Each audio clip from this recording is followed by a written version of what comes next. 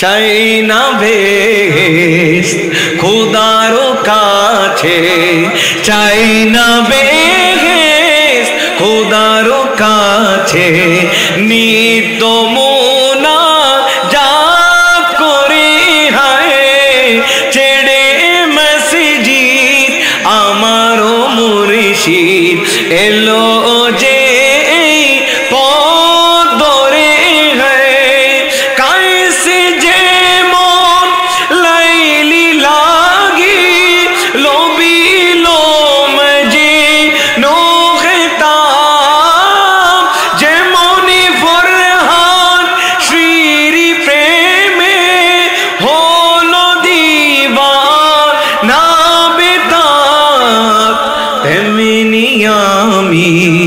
চাহি খোদাই তেমনি আমি চাহি খোদাই, চাহি না হিসাব করে মোহাম্মদ বলি সুবহানাল্লাহ। আমরা ইবাদত করব, যা যত ইবাদত করি না কেন আমাদের ইবাদতের মধ্যে কোনো হিসাব থাকতে পারবে? আমাদের ইবাদত হবে আল্লাহর রাসূলের সন্তুষ্টির জন্য। হযরতে রাবিয়া বসরি একদিন হাতের মধ্যে মশাল নিলেন, এক হাতে মশাল নিলেন আর এক হাতে পানি নিলেন, চলে যাচ্ছেন। রাবিয়া বসরি, কোথায় যাচ্ছ? কোথায় মশাল আর পানি নিয়ে কোথায় যাচ্ছ? রাবিয়া বসরি বলছেন, আমি এক হাতে মশাল নিয়েছি, আল্লাহর যত জান্নাত আছে সবগুলো পুড়ে ফেলবো। বড় করে বলুন সুবহানাল্লাহ। আল্লাহর জান্নাত কি করে ফেলবো? আল্লাহর জান্নাত আজকে পুড়ে ফেলবো। তো পানি কেন নিয়েছো? পানি নিয়েছি আল্লাহর সাতটা জাহান্নাম আজকে আমি পানি দিয়ে বন্ধ করে দিব। বড় করে বলুন সুবহানাল্লাহ। তো কেন করছো?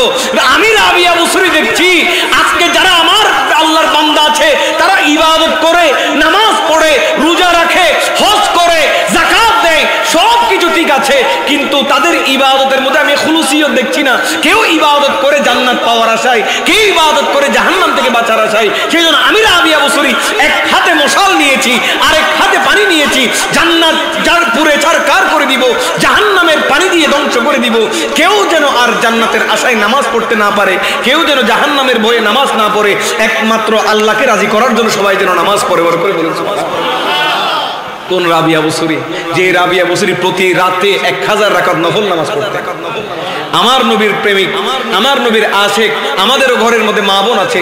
কয়জন মা বোন আছে এভাবে রাতের বেলা আরামের ঘুমকে হারাম করে, স্বামীকে ঘুম পাড়িয়ে, পরিবারের সবাইকে ঘুম পাড়িয়ে আরামের ঘুমকে হারাম করে কয়জন নারী আছে আল্লাহর দরবারে দুই হাত তুলে কান্না করে? হযরতে রাবিয়া বসরি 1000 রাকাত নফল নামাজ পড়তেন। জিজ্ঞেস করা হলো, হে রাবিয়া, এত রাকাত, এত কষ্ট করে এত রাকাত, 1000 রাকাত নামাজ কেন তুমি পড়ো? রাবিয়া বসরি বলছেন, আমি 1000 রাকাত নফল নামাজ পড়ি ওই জন্য, কাল কিয়ামত দিবসের মধ্যে আমার নবীর সকল উম্মত উঠবে, অন্যান্য নবীর উম্মত উঠবে, আদম নবীর উম্মত উঠবে, শীষ নবীর উম্মত উঠবে, ইব্রাহিম খলিলুল্লাহর উম্মত উঠবে, ঈসা রূহুল্লাহর উম্মত উঠবে, ঈসা নবীর উম্মত উঠবে। প্রত্যেকটা নবীর উম্মতের সামনে আমার নবীর উম্মত যারা থাকবে, আমার নবী যেন বলতে পারে আমার উম্মতরা 1000 বছর হায়াত পায় নাই, 1000 বছর হায়াত না পেলেও আমার উম্মতের মধ্যে এমন কিছু নারী ছিল যেই নারীগুলো এক রাতে 1000 রাকাত নফল নামাজ পড়েছে। আমার নবী যেন ফখর করে বলতে পারে, আমার নবী যেন অহংকার করে আল্লাহর সামনে দাঁড়িয়ে বলতে পারে, আল্লাহ, আমার উম্মতের মধ্যে, আমার উম্মতের নারীদের মধ্যে এমন কিছু নারী ছিল যেই নারীগুলো আরামের ঘুমকে হারাম করে করে তুমি আল্লাহকে রাজি করেছিল। হযরত রাবিয়া বসরি কেমন নেককার নারী ছিল। সেই জন্য আমার রাসূল বলেন, আবেদা সলেহা যারা নেককার মহিলা আছে, আমি আমার মেয়ে ফাতেমার আদর্শ যদি তারা অনুসরণ করে, আমার স্ত্রী খাদিজাতুল কুবরার তারা যদি আদর্শ অনুসরণ করে, তাদের ঘরের মধ্যে কখনো অভাব আসবে না। বড় করে বলুন সুবহানাল্লাহ। আজকে আমাদের ঘরের মা বোনদেরকে মা ফাতেমার আদর্শ দান করুক, প্রত্যেকে বলি আমি। আমার ঘরের মা বোনদেরকে, আমার ঘরের মা বোন, প্রত্যেকটা মা বোনদেরকে যুগের রাবিয়া বসরি হিসেবে কবুল করুক, প্রত্যেকে বলি আমিন। তাহলে এই মাহফিল আমাদেরকে নাজাতের সার্টিফিকেট দেয়, ঠিক না বেটি? এখান থেকে এসে কিছু তো নিজের জীবনে পরিবর্তন করতে পারে। একটু আগেই তো বলেছেন এটা তো চাইলে ব্যান্ড প্যাকেজ হতে পারত, কিন্তু আমার ভাই এরা মিলাদুন্নবী করে দিয়েছে। তাহলে এখান থেকে বোঝা যায় ধীরে ধীরে আমাদের যুব সমাজ পরিবর্তন হচ্ছে, আমাদের যুব সমাজ হেদায়েতের দিকে যাচ্ছে, আমাদের যুব সমাজের অন্তরের মধ্যে নবীর প্রেম আসছে, ঠিক না বেঠিক? আল্লাহ পাক এই মাহফিলকে কবুল করুন। একটু মহব্বতে বলি, তিনি যার জন্য সেজে গেছেন এই গোটা জগৎ, জান্নাতুল ফিরদাউস হলো তার দেখানো পথ, জান্নাতুল ফিরদাউস হলো তার দেখানো পথ। তিনি ইয়া রবি,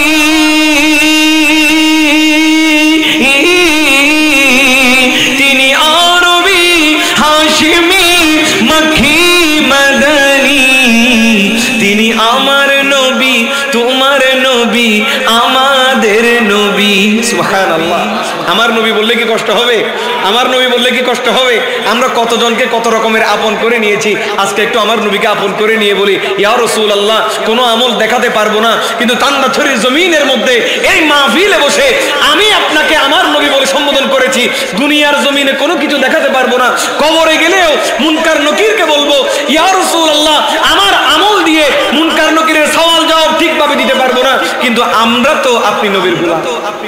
আলা হযরত বলছেন, কড়ে হে মুনকার নকিরোं से पर न कोई हामी न कोई आवे, कड़े के मुनकर नकीरों से पर न कोई हामी न कोई आवे, बता दो आकर मेरे पैगंबर के सख्ते मशीकिल जवाबों में गे सलातुनियाम।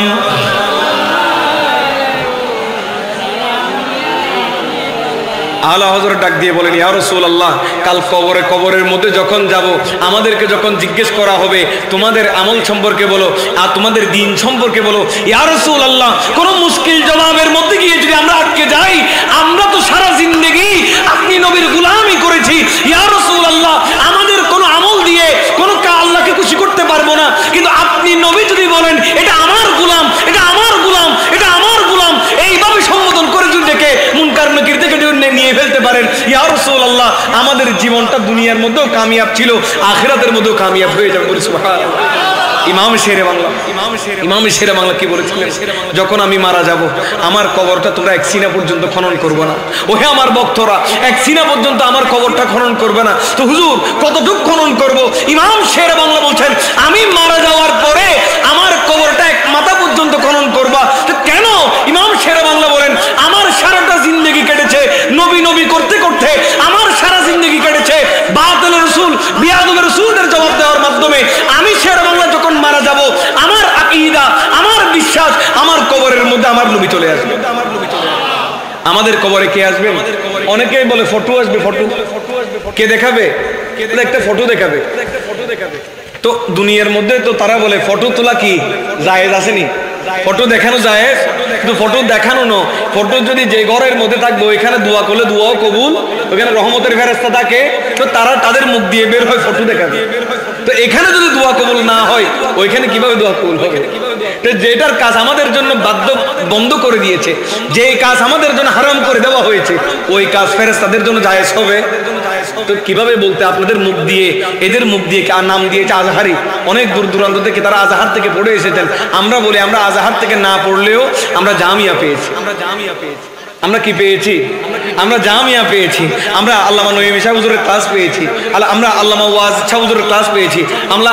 আমরা অধ্যক্ষ ওসিউর রহমান হুজুরের ক্লাস পেয়েছি। তা আমরা অহংকার করে বলতে পারি, আমাদেরকে যা শেখানো হয়েছে, আমাদের এই জবান দিয়ে আমাদের যা কিছু বের হয়, আমাদের উস্তাদ একরাম আমাদেরকে যা শিক্ষা দিয়েছেন, আমরাও মাহফিলের মধ্যে তা বলি। আমাদের ওরকম এত বেশি এলম নাই, শুধু হুজুরের সোহবত, হুজুরের দোয়া, মা বাবার দোয়ায় যতটুকু পেরেছি আমরাও মানুষের কাছে যাচ্ছি, বলছি। এইভাবে আমাদের আজহারের সার্টিফিকেটের দরকারও নাই। আজহার নাম ট্যাগ লাগিয়ে অনেকে আমার রসুলের শানে বিয়াদবি করছে, ঠিক না ভাই? ঠিক। তা আমরা আজহার, ওইরকম আজহারের দরকার নাই। আমাদের কাছে জামিয়া এটা আজহারের চেয়েও বেশি, ঠিক কিনা বলেন না? আমাদের জামিয়া আজহার থেকেও বেশি নাকি? বেশি না? কিরকম বেশি বাংলার জমিনে নয়, সারা বিশ্বে যত ফিতনা, সমস্ত ফিতনার জবাব জামিয়া থেকে দেওয়া হচ্ছে, ঠিক না বেঠিক? সমস্ত ফিতনার জবাব জামিয়া থেকে দেওয়া হচ্ছে। হুজুর সৈয়দ আহমদ শাহ শ্রীকুট রাহমাতুল্লাহ আলাইহি বাসখালীর জমিনে যখন এসেছিল, যখন বলা হয়েছিল ইন্নাল্লাহা ওয়া মালাইকাতাহু ইসাল্লুনা আলান নবী ইয়া আইয়ুহাল্লাযীনা আমানু সাল্লু আলাইহি ওয়া সাল্লিমু তাসলিমা, এভাবে যখন পড়ছিলেন দেখি কেউ দরুদ শরীফ পড়ে না, মজলিস বড় মানুষ কেউ দরুদ শরীফ পড়ে না। হুজুর বলছেন এরকম একটা মজলিসের মধ্যে দরুদ শরীফ কেন পড়ছে না? এদেরকে মাহফিল দিয়ে কাজ হবে না, মাহফিলের পাশাপাশি এদেরকে আমার নবীর দ্বীনি মরকজ দিতে হবে। কিন্তু বড় করে বলুন সুবহানাল্লাহ। তাই দ্বীনি মরকজ হিসেবে যে জামিয়া দিয়েছেন, আজকে ওই জামিয়ার প্রোডাক্ট সারা বাংলা নয় সারা পৃথিবীর জমিনে আনাচে কানাচে খেদমত করছেন। বড় করে বলুন সুবহানাল্লাহ। ইমাম শেরে বাংলা বলছেন আমার সারাটা জিন্দেগি গিয়েছেন, বাবা কথা বলেন না, সারাটা জিন্দেগি গিয়েছেন কিভাবে? নবী নবী করে ফানা হয়ে গিয়েছি, সারাটা জিন্দেগি নবী নবী করে কেটেছি। শুধু নবী কেটেছি তা নয়, আমি কবরে গেলেও আমার কবর কতটুকু পর্যন্ত খনন করবা? আপনারা মনে হয় আমার কথা বুঝতে পারছেন না। আমার কবর কতটুক? এক মাথা পর্যন্ত খনন করবা। তবু হুজুর জিজ্ঞেস করা হলো, হুজুর কবর এক মাথা পর্যন্ত কেন খনন করব? ইমাম শেরে বাংলা জবাব দিয়ে বলেন, ওহে আমার ভক্তরা, ওহে আমার মুরিদানরা, শুনে রাখো, আমি নবী ইমাম শেরে বাংলা সারাটা জিন্দেগি মুস্তাফার প্রেমে মুস্তাফার গোলামি করতে করতে কাটিয়ে দিয়েছি।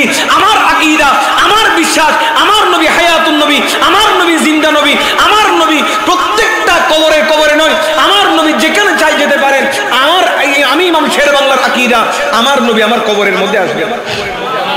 শুধু আসবেন তা নয়, ওই সময় আমাকে যখন তোলা হবে আমার নবী আসবেন আর আমি ইমাম শেরে বাংলা বসে থাকবো, এটি তো কখনো হতে পারবে না।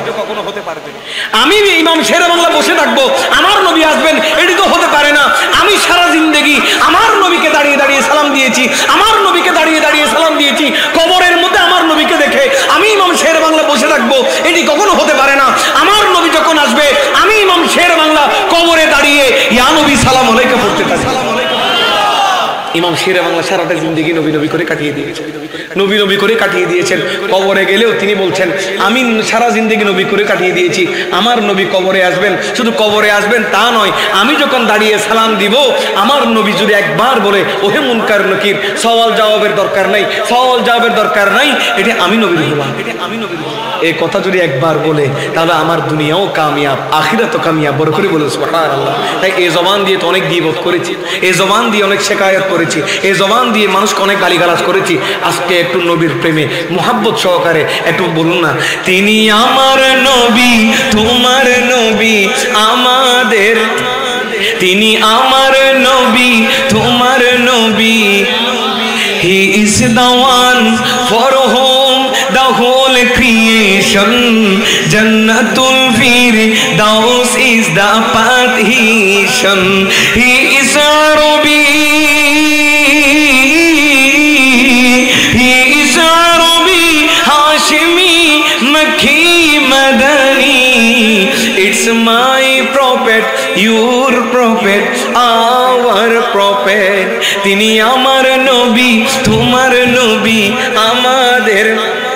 ये जिसके लिए महफिल कौन सजी है, फिरदौस बड़ी जिसके वसीले से बनी है, फिरदौस बड़ी जिसके वसीले से बनी है, वो हाशमी,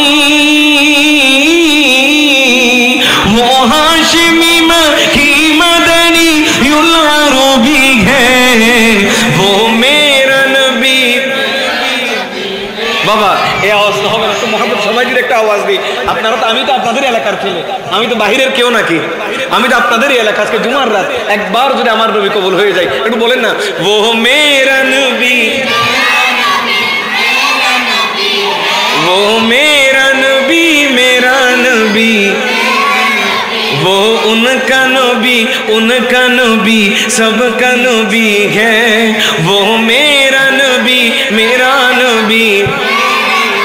मुज़म्मिलु यासीनु मुदासिरु तोहा, क्या क्या नए अल्काब से मौला ने पुकारा। मुज़म्मिलु यासीनु मुदासिरु तोहा, क्या क्या नए अल्काबों से मौला ने पुकारा, उसे पड़ेगी नजर, उसे पड़ेगी नजर सारे जमाने की जली है वो मेरा नबी।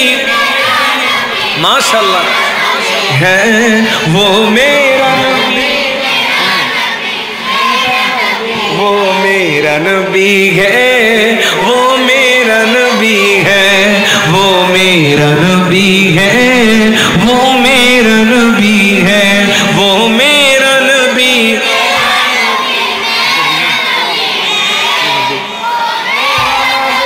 मेरा नबी अल्लाहुम्मा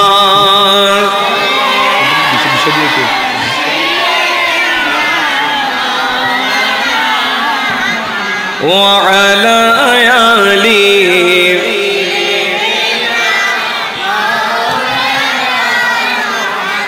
আল্লাহর নবী দু জাহানের বাদশা নবী কামলিওয়ালা নবী সমস্ত সাহাবায়ে কেরামগণ আমার রাসূলের প্রেমিক আমার নবী হযরতে বেলাল হাবশী রাদিয়াল্লাহু তাআলা আনহু আমার নবী একটু বেশি ভালোবাসতেন।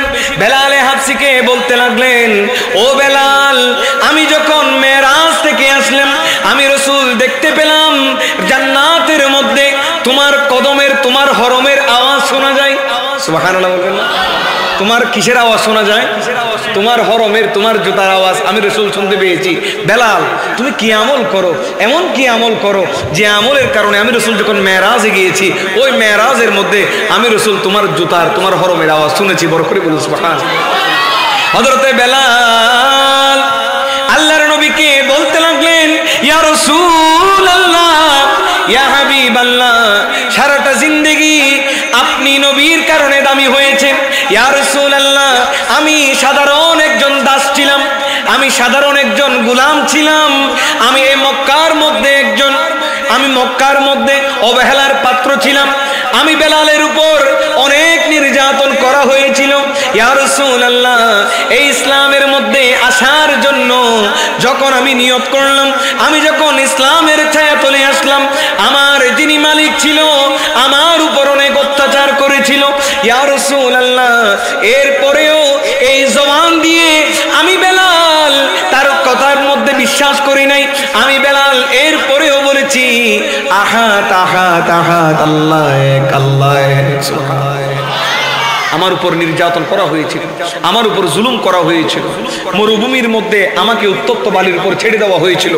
এরপরেও আমি ইসলামের ছায়া তলে এসে আমি আপনি রাসূলের গোলামির মধ্যে এসে, ইয়া রাসূলুল্লাহ, সারাটা জিন্দেগি আমি আপনার প্রেমে কুরবান করে দিতে চাই। আমি বেলাল দামি হয়েছে এমনি এমনি নয়, আমি একজন কৃতদাস, আমি একজন গোলাম, কিন্তু আমি গোলাম হওয়ার আগে আমি একজনের মালিকানায় ছিলাম। সে আমার উপর নির্যাতন করত, জুলুম করত। যেই সময় ইসলামের কথা শুনেছে আমি বেলালকে মরুভূমির উত্তপ্ত বালির উপর দিয়ে পাথর চাপা দিয়েছে। বলুন না, আমার উপর কি দিয়েছিল? উত্তপ্ত বালির চাপা দিয়েছিল, মাটি চাপা দিয়েছিল, আমার উপর ইট চাপা দিয়েছিল। আমি বেলাল সহ্য করেছি। এরপরেও বলেছি, আহাদ, আল্লাহ এক, আল্লাহ এক। আমি আপনি রাসূলের উপর বিশ্বাস রেখেছি। এত আঘাত করার পরেও আমার জিহ্বা টেনে ধরা হয়েছিল।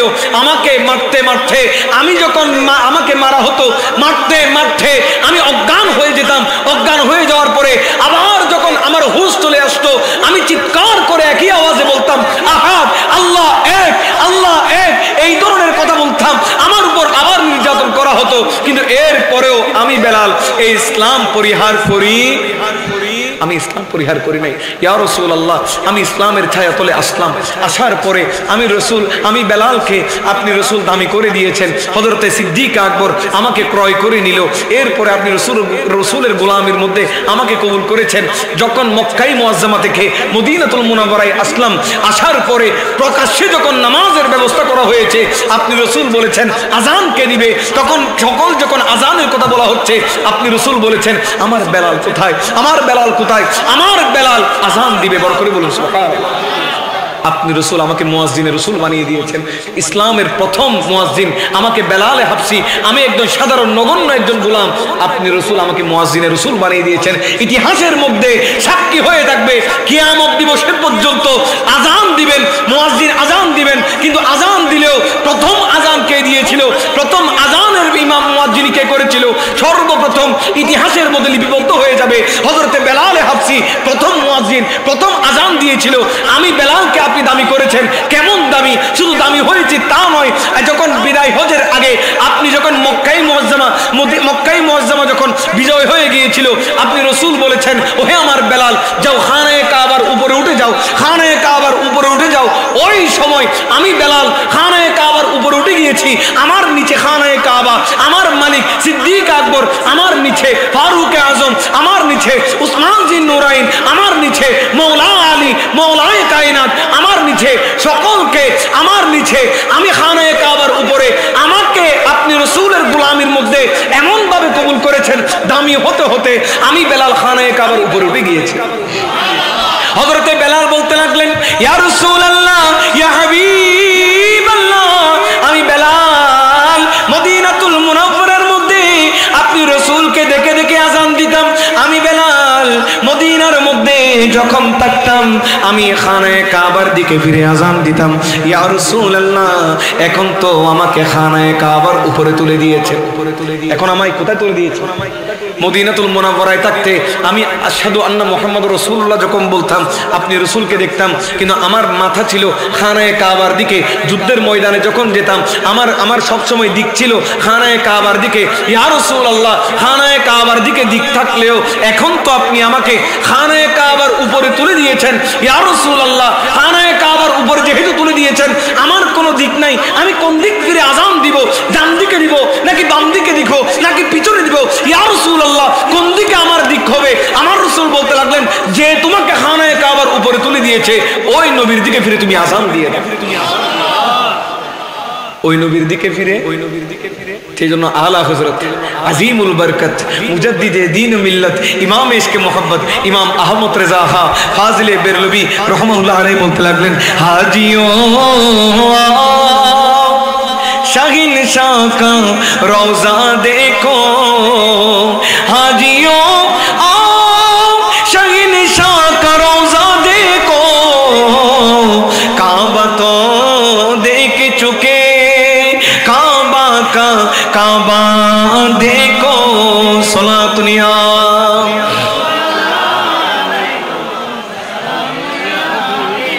आला हुजूर डाक दिए बोले, ओहे আমার যত হাজী সাহেব বলেছো, তোমরা খানায়ে কাবা দেখে ফেলেছো, খানায়ে কাবায় উমরা করেছো, মিনা মুজদালিফায় গিয়েছো, আরাফায় গিয়েছো, জমজমের পানি তোমরা খেয়েছো, কিন্তু যেই নবীর কারণে খানায়ে কাবা দামি হয়েছে, যেই নবীর কারণে মিনা মুজদালিফাকে চিনেছো, যেই নবীর কারণে হাজরে আসওয়াদকে চিনেছো, আসো ওই নবীর গোলামির মধ্যে চলে যাও।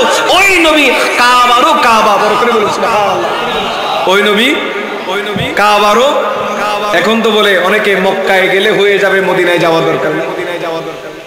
हमने माना कि जन्नत बहुत है हंसी, हमने माना कि जन्नत बहुत है हंसी, छोड़ कर हम मदीना न जाए कहीं, छोड़ कर हम मदीना न जाए कहीं, यूं तो जन्नत में सब है मदीना नहीं, यूं तो जन्नत में सब है मदीना नहीं, और मदीने में जन्नत मौजूद है, हमने आँखों से देखा नहीं है, मगर उन्हीं की तस्वीर सीने में मौजूद है, जिसने लाकर कलाम इलाही दिया, वो मोहम्मद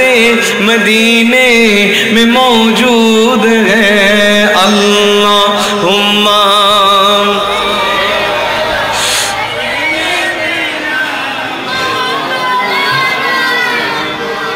वअला आली सय्यदिना।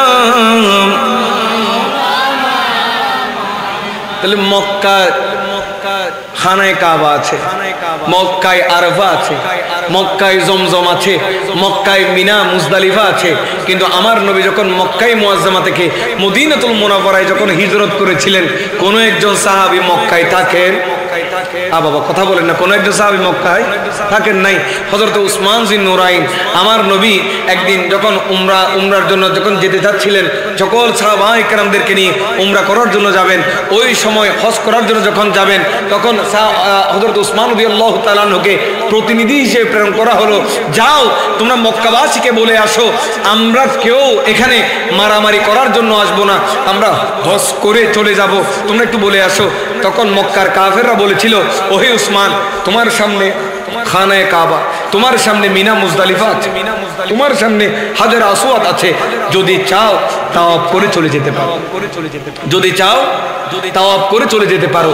কিন্তু হযরত উসমান রাদিয়াল্লাহু তাআলা দু চোখের পানি ছেড়ে দিয়ে বলেন, যে নবীর কারণে খানায়ে কাবা পেয়েছি, যে নবীর কারণে হাজার আসওয়াদ পেয়েছি, যে নবীর কারণে মিনা মুজদালিফা পেয়েছি, ওই নবীকে বাদ দিয়ে এরকম হাজারো আমল চলে যাবে, কিন্তু আমি উসমান ওই আমলের দিকে তাকাবো না।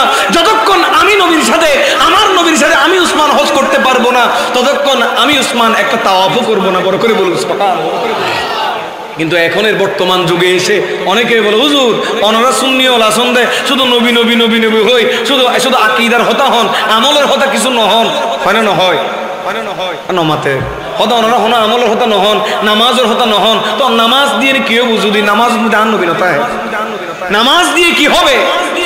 একটা সিজদাও যদি মুস্তাফার প্রেম মোহাব্বত নিয়ে ফামাইয়া আমাল মিসকালা যাররাতিন খায়রান ইয়ারা, আপনার আমার জররা পরিমাণ ভালো কাজ এটা যদি আল্লাহর দরবারে কবুল হয়ে যায়, একটা জররা পরিমাণ ভালো কাজ নাজাতের জন্য একটা আমল হয়ে কবুল হয়ে যাবে। বড় করে বলুন সুবহানাল্লাহ। নাজাতের জন্য একটা আমল কি যথেষ্ট? নাজাতের জন্য একটা আমল যথেষ্ট। আর আপনার হাজারো সিজদা কোনো কবুল হবে না যদি ওই আমলের মধ্যে আমার নবী না থাকে। ঠিক না বেটি? খানায়ে কাবায় কে যদি একবার তাওয়াফ করে, আমার রাসূল বলেন 5টি পাহাড় পরিমাণ সওয়াব আর আমল নামার মধ্যে দেওয়া হবে। কয়টি? তুরে সীতা, তুরে জিতা, তুরে লেবানন, গারে সুর, এইভাবে যে শ্রীলঙ্কার মধ্যে যে হযরত আদম আলাইহিস সালাতু ওয়াস সালাম যে পাহাড়ের মধ্যে নেমেছিল, ওই রকম 5টি পাহাড়ের সওয়াব খানায়ে কাবায় কেউ যদি একবার তাওয়াফ করে, ওই 5টি পাহাড় পরিমাণ সওয়াব তার আমল নামার মধ্যে দেওয়া হবে। খানায়ে কাবায় কেউ যদি 1 ওয়াক্ত নামাজ পড়ে, 1 লক্ষ ওয়াক্ত নামাজের সওয়াব দেওয়া হবে। কেউ যদি একটি কোরআনুল কারীমের খতম খানায়ে কাবার মধ্যে দেয়, 1 লক্ষ কোরআন কারীমের খতমের সওয়াব তার আমলনামার মধ্যে দেওয়া হবে। কেউ যদি হাজার আসওয়াদের মধ্যে একবার চুমু দেয়, হায় আপনাদের ইমাম সাহেব কত বড় ভাগ্যবান।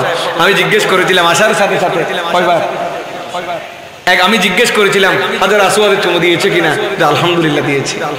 আমি আদম গত বছর যখন গিয়েছি আমি 3 বার চুমু দেওয়ার সৌভাগ্য হয়েছে। আমার বাবা তো প্রতিনিয়ত যাচ্ছেন, 2 মাস পরে যখনই শুনি হাজী সাহেবদেরকে নিয়ে হজে চলে গিয়েছেন। এই যে সদ্য কিছুদিন আগে এসেছেন, আমার রাসূল বলেন হাজী সাহেবগণ 1 সপ্তাহ হয়েছে। এই যে হাজী সাহেবদের, শুধু হাজী সাহেবরা কেমন দামি, হাজী সাহেবরা কেমন দামি, আর যে বলেন হাজী সাহেবের দিকে তাকালেও জীবনের গুনাহ মাফ, হাজী সাহেবদের দিকে তাকালেও জীবনের গুনাহ মাফ। যে ব্যক্তি আরফায় গিয়েছে, যে ব্যক্তি আরফায় গিয়েছে ওই ব্যক্তি মাসুম। ওই ব্যক্তির যদি জীবনে গুনাহ আছে বা গুনাহ মাফ হয় নাই, এই ধরনের সন্দেহ করাও কুফরি। বড় করে বলুন নাউজুবিল্লাহ। আমার রাসূল বলেন মিনা মুজদালিফা আরফা এটি হচ্ছে মায়ের রেহেমের মতো। হজের সময় মিনা মুজদালিফা ছোট, কিন্তু হজের সময় এটি এত লক্ষ লক্ষ হাজি, এগুলো সবগুলো মিনা মুজদালিফার মধ্যে সমান হয়ে যায়। এটা বাড়তি হয় না, কমও হয় না। তো আমার রাসূলকে একজন সাহেব বলতেন, ইয়া রাসূলুল্লাহ মিনা মুজদালিফা ছোট, তো আপনার হাজী সাহেবগণ এখানে কিভাবে হবে? আমার রাসূল বলছেন মিনা মুজদালিফা হচ্ছে মায়ের রেহেমের মতো। কেউ যদি খাবার খায় 1 লুকমা ভাত বেশি খেয়ে ফেললে সে চলতে কষ্ট হয়ে যায়। ভাত যদি একখানা বেশি খাই ফেলো, মেজবানের মধ্যে তো আরা যেতে ভাত খাই, বহুতকে বেল্ট ওর প্যান্ট ওর লিয়াসও করি দে না, একখানা করে ফর্ম করি আর শুধু বুঝতে পারি ভাত নদী মনে না হয়। আমরা একটু দুষ্টামি করছি। তো যখন ভাত একটু বেশি হয়ে যায়, খাবার যেটা একটু বেশি হয়ে যায়, আমাদের কন্ট্রোল করতে কষ্ট হয়ে যায়। দেখেন 1 লুকমা 2 লুকমা ভাত আমরা সহ্য করতে কষ্ট হয়ে যায় বেশি হয়ে গেলে, কিন্তু মায়ের রেহেমের মধ্যে 1 লুকমা 2 লুকমা নয়, 100 গ্রাম 200 গ্রাম নয়, 2 কেজি 3 কেজি এরকম মায়ের রেহেমের মধ্যে আছে না নাই? মা এগুলো নিয়ে কাজ করছে, মা এগুলো নিয়ে হাঁটাহাঁটি করছে, মা এগুলো নিয়ে ঘুমাচ্ছে, ইবাদত বন্দেগী করছে। মায়ের কষ্ট হলেও আমার রাসূল বলেন এই মায়ের রেহেমটাকে যেভাবে আল্লাহ বাড়িয়ে দিয়েছেন, মায়ের রেহেমের মধ্যে একজন সন্তানকে যেভাবে রাখার ব্যবস্থা করে দিয়েছেন, মিনা মুজদালিফা ওই রকম বড় করে বলুন সুবহানাল্লাহ। তো এতগুলো আমল, এতগুলো সওয়াব মক্কায়ে মুআজ্জামার মধ্যে, এরপরেও কোন একজন সাহাবী মক্কায়ে মুআজ্জামার মধ্যে ছিল না। আমার নবীর সোহবতের মধ্যে প্রত্যেকটা সাহাবায়ে কেরাম চলে গিয়েছেন, আমার নবীর জিকিরের মধ্যে, আমার নবীর গোলামের মধ্যে চলে গিয়েছেন। হযরত বেলাল হাবশী বলেন, ইয়া রাসূলুল্লাহ, সারাটা জিন্দেগি আপনি নবীর গোলামের মধ্যে কাটিয়ে দিয়েছি, আমি যখন খানায়ে কাবার উপরে উঠে গিয়েছি, ইয়া রাসূলুল্লাহ, আমার কোনো দিক নাই, সামনে কোনো কিছু দেখছি না, পিছনে দেখছি না, আমি কোন দিক ফিরে নামাজ পড়বো, আমি কোন দিক ফিরে আযান দিব। আমার রাসূল বলেন, যে নবী তোমাকে খানায়ে কাবার উপরে তুলে দিয়েছে ওই নবীর দিকে ফিরে তুমি আযান দিয়ে দাও। বড় করে বলুন সুবহানাল্লাহ। ওই নবীর দিকে ফিরে আযান দিয়ে দাও। তখন বেলাল হাবশী দু চোখের পানি ছেড়ে দিয়ে বলতে লাগলেন, আয় হায়, একজন দাস ছিলাম, কি ছিলাম? দাস ছিলাম, গোলাম ছিলাম, আমি একজন মক্কায়ে মুআজ্জামার মধ্যে অবহেলিত একজন মানুষ ছিলাম, মুস্তাফার গোলামের মধ্যে এসে আজকে আমি খানায়ে কাবার উপরে উঠে গিয়েছি।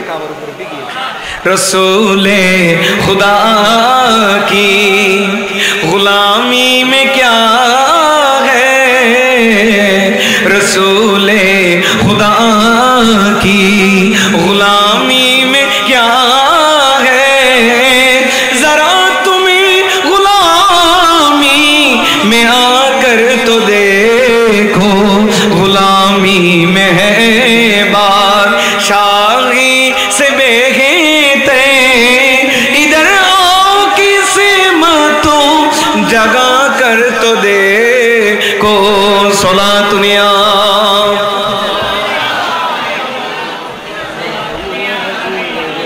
তো বলতে লাগলেন বেলাল হাবশী, ইয়া রাসূলুল্লাহ, আমাকে আযানের দায়িত্ব দিয়েছেন, আপনি রাসূল নামাজ পড়ছেন 5 ওয়াক্ত 5 বার, আমি বেলাল আযান দিই, তো আযান দিলে ওযু লাগে, আমি বেলাল ওযু করেছি, আমি ওযু করতাম, কেমন ওযু?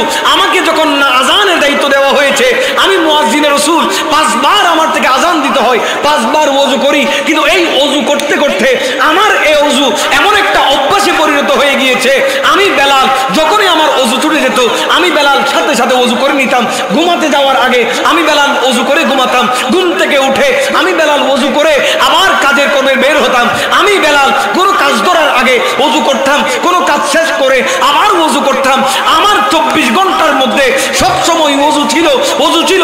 শুধু ওযু করতাম তা নয়, ওযু করার জন্য আল্লাহ আমাকে যে নিয়ামত দিয়েছেন, এই ওযুর শুকরিয়ায় আমি বেলাল 2 রাকাত তাহিয়াতুল ওযু পড়তাম। বড় করে বলুন সুবহানাল্লাহ। আমি কয় রাকাত পড়তাম? ওযু করে আমি নিজের লাইফটাকে এমনভাবে পরিবর্তন করেছি, আমি মনে মনে বেলাল চিন্তা করেছি আমার জীবনটা দাস হিসেবে ছিল, আমি মুস্তাফার কারণে আজকে মুয়াজ্জিনের রাসূল হয়ে গিয়েছি, আমি আল্লাহ রাসূলের কাছে দামি হয়েছি, মুস্তাফার গোলামির মধ্যে কাটিয়েছি। তো আমি বেলাল আযানের দায়িত্ব যখন আমার থেকে পড়েছে, আমি বেলাল ওযু করা শুরু করে দিলাম। আজকের মাহফিল থেকে একটা আমল নিজের মধ্যে যদি ধারণ করতে পারে, অনেকে বলে হুজুর ভালো কাজ করতে ভালো লাগে না, এই জবান দিয়ে সবসময় গালিগালাজ বের হয়, এই জবান দিয়ে সবসময় গীবত বের হয়, কিভাবে পরিহার করব? নামাজ ভালো লাগে না, এখান থেকে একটা আমল যদি করতে পারেন, আজকে জুমার রাত ওয়াল্লাহি খোদার কসম করে বলছি, একটা আমল আপনার জীবন পরিবর্তন করতে পারে, সেটা হচ্ছে আপনি সবসময় ওযু করেন, ওযু অবস্থায় থাকেন। এই ওযু অবস্থায় যখন থাকবেন, আপনাকে বলবে কাজ শেষ করো, নামাজের দিকে আসো, তখন বলবেন হাই ওযু করতে হবে, না ওযু দরকার নাই, ওযু করা আছে, নামাজটা পড়ে ফেলি, 5 মিনিট সময় লাগবে। আপনি ফেসবুকের মধ্যে আছেন, আযান দিচ্ছে, নামাজ পড়ে ফেলছেন, আপনি বন্ধুদের সাথে আসছেন, আপনি অশ্লীল কথাবার্তা বলতে হলেও আপনি বলতে পারবেন হাই আমি তো ওযু অবস্থায় আছি, ওযু অবস্থায় কিভাবে খারাপ কথা বলবো, অশ্লীল কথা কিভাবে বলবো? আপনি ওযু অবস্থায় আছেন, কেউ আপনাকে গীবত করছে, আপনি বলবেন হাই ওযু অবস্থায় আছি, গীবত কিভাবে শুনবো? আপনি এইভাবে আপনার জীবনটা আমার রাসূলের সুন্নাত মোতাবেক যদি সাজাতে চান, হযরত বেলাল হাবশী বলেন, ইয়া রাসূলুল্লাহ, আমার জিন্দেগির মধ্যে আমি একটাই আমল করেছি, আমি সারাটা দিন যখনই সময় পেতাম ওযু অবস্থায় থাকতাম। বলে সুবহানাল্লাহ। আমার আমলের মধ্যে একটা আমল কি, বাবা কথা বলেন না, একটা আমল কি? আজকের মাহফিল থেকেও শিক্ষা একটা, বেশি আমলের দরকার নাই, একটা শিক্ষা 24 ঘন্টা ওযু অবস্থায় থাকেন। ঘুমানোর আগে আপনার অনেকের টেনশনে ঘুম আসে না, অনেকে এই কাঠ থেকে এই কাঠ হয়, এই পার থেকে এই পার হয়, ঘুমের ওষুধ খায় ঘুমানোর জন্য। আমি বলবো ঘুমের ওষুধের দরকার নাই, কিছু করার দরকার নাই, আপনি ওযু করে ঘুমান, আপনি ওযু করে ঘুমান। আপনি যদি ঘুম না আসে আপনি বলুন হুজুর আপনি মিথ্যা কথা বলেছেন, আমি বলবো আপনি ওযু করে দুরূদ শরীফ পড়তে পড়তে চোখ বন্ধ করেন, দেখবেন আপনার সাথে সাথে ঘুম এসেছে। শুধু ঘুম এসেছে তা নয়, আপনি সারা রাত তাহাজ্জুদের নামাজ না পড়লেও আল্লাহ আপনার আমল নামার মধ্যে নফল ইবাদতের সওয়াব দিবেন। কি কারণে বাবা, কি কারণে? আপনারা মনে হয় কষ্ট পাচ্ছেন, মনে হয় ওজুর সামনে শীতহালাই এর কিলে ওজুর হতা হইতে লাগবে। তো শুধু এই ওজুর কারণে আপনার জীবন পরিবর্তন হবে, ওজুর কারণে আপনার জবান দিয়ে অশ্লীল কথা বের হবে না, ওজুর কারণে আপনার খারাপ দৃষ্টি আসবে না, ওজুর কারণে আপনি কারো উপর জুলুম করতে চাইলেও পারবেন না, ওজুর কারণে আপনি যদি একটু ফেসবুকের মধ্যে ঢুকেন, সময় জোরে যখন আজান দিবে, আপনি হয়তো বন্ধু বান্ধবের সাথে একটু ঘুরছেন, কিন্তু আজান যখন দিবে আপনি বলবেন হাই হাই একটু নামাজ তো পড়ে আসি, আমার তো এখনো ওযু আছে, ওযুর জন্য তো টেনশন নাই। অনেকে বলে ইস ওযু করতে হবে, তারপর মসজিদে যাব, কত কাজ। কিন্তু যখন আপনি ওযু অবস্থায় থাকবেন দেখবেন অটোমেটিক নামাজের জন্য আপনার মন কাঁদবে। কথা বলেন ঠিক কিনা? অনেকেই ওযু করতে হবে বিদায় নামাজ পড়ে না, ওযু করতে হবে বিদায় নামাজের জন্য অবহেলা করে। কিন্তু যখন আপনি মুখ ধুবেন, মুখ তো আমরা প্রায় সময় ধুই, হাত মুখ পরিষ্কার করি, ওই সময় একটু করে ওযু করে ফেলেন। আপনার নিয়তটা যদি ওযু করা থাকে তাহলে আপনার দুনিয়াও কামিয়াব। আপনি যতক্ষণ ওযু করা থাকবেন আপনি হাঁটছেন, দুনিয়াদারির জন্য হাঁটছেন, কিন্তু আপনার এই ওযুর কারণে আপনার কদম বা কদম জীবনের গুনাহ মাফ হয়ে যাচ্ছে। আপনি বাজারে যাচ্ছেন, ওযু করে ঘর থেকে বের হয়েছেন, প্রত্যেকটা কদমের ধুলাবালি যা পড়ছে ওযুর কারণে আপনার ধুলাবালিগুলো জীবনের গুনাহ মাফ হয়ে যাচ্ছে। তো হযরত বেলাল হাবশী রাদিয়াল্লাহু তাআলা আনহু আমার রাসূলকে বলতে লাগলেন, ইয়া রাসূলুল্লাহ আমি বেলালের কোনো আমল নাই, আমি বেলাল আপনি রাসূলের গোলামের মধ্যে কাটিয়ে দিয়েছি। ইয়া রাসূলুল্লাহ আমি একজন গোলাম, আমি একজন দাস, আমি আপনি রাসূলের কোনো আমল দেখাতে পারবো না, কিন্তু একটা আমল ছিল, আমাকে যখন মুয়াজ্জিনে রাসূল বানিয়ে দিয়েছেন আমার ডিউটি 5 ওয়াক্তে 5 বার আযান দেওয়া। তো আমি নিয়ত করে ফেলেছি আযান তো দিতে হবে, এই আযান দেওয়ার আগে আমি বেলাল ওযু করব। যে ওযু যখন করব আমি 2 রাকাত তাহিয়াতুল ওযু পড়ি, তাহিয়াতুল ওযু 2 রাকাত নামাজ যেহেতু পড়ি আমার অভ্যাসে পরিণত হয়েছে, এই ওযুর কারণে হয়তো আল্লাহ আমার আমলটা কবুল করে ফেলেছে। আল্লাহর নবী দু জাহানের বাদশা নবী কামলি ওয়ালা নবী মুস্কে হাসি দিয়ে বলেন, ও বেলাল, এ বেলাল এই ওযুর কারণে আল্লাহ তোমাকে কবুল করে ফেলেছেন। এই ওযুর কারণে আমি মেরাজ রজনীর মধ্যে যখন গিয়েছি, জান্নাতের মধ্যে যখন আমি প্রবেশ করেছি, আমি রাসূল দেখতে পেলাম, আমি রাসূলের আগে আগে তোমার হরমের তোমার জুতার আওয়াজ শুনেছি। আমি তোমার কিসের আওয়াজ শুনেছি? কোনো আমলে নয়, অন্য আমল বাদ দিলাম, শুধু এই একটা ওযুর আমলে আমি তোমার জুতার আওয়াজ জান্নাতের মধ্যে শুনতে পেয়েছি। বড় করে বলুন সুবহানাল্লাহ। আমার রাসূল বলেন সেই জন্য সব সময় যে ব্যক্তি ওযু করবে, আমার বেলালের এই আমল যে করবে, আমার বেলালের এই আমল যে করবে, কাল কিয়ামতে হযরত বেলাল হাবশীর সাথে ওই ব্যক্তির হাসর নাজর হবে। বড় করে বলুন সুবহানাল্লাহ। আরেকটা আমল, আপনাদের পিছনে কি মসজিদ আছে না নাই?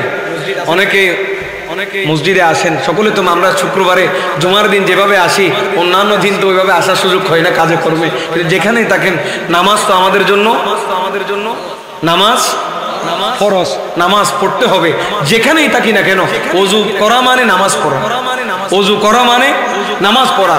আমার মুরব্বিদেরকে আমি একটা মেসেজ দিই, এখানে ওযু আমরা করব, নামাজও পড়ব, কিন্তু যেই জায়গায় আমাদের মসজিদ, এটা আমাদের সৌন্দর্য, আমাদের এলাকার মসজিদ, তো আমরা মসজিদে এসে হুজুরদের সাথে কোন রকমের বাড়াবাড়ি কথাবার্তা বলবো, উচ্চ গলায় কথা বলবো না। ওইখানে কোনো ধুলাবালি দেখলে, হযরত বেলাল হাবশীর আরেকটা ঘটনা দেখে এই বিষয় বলছি।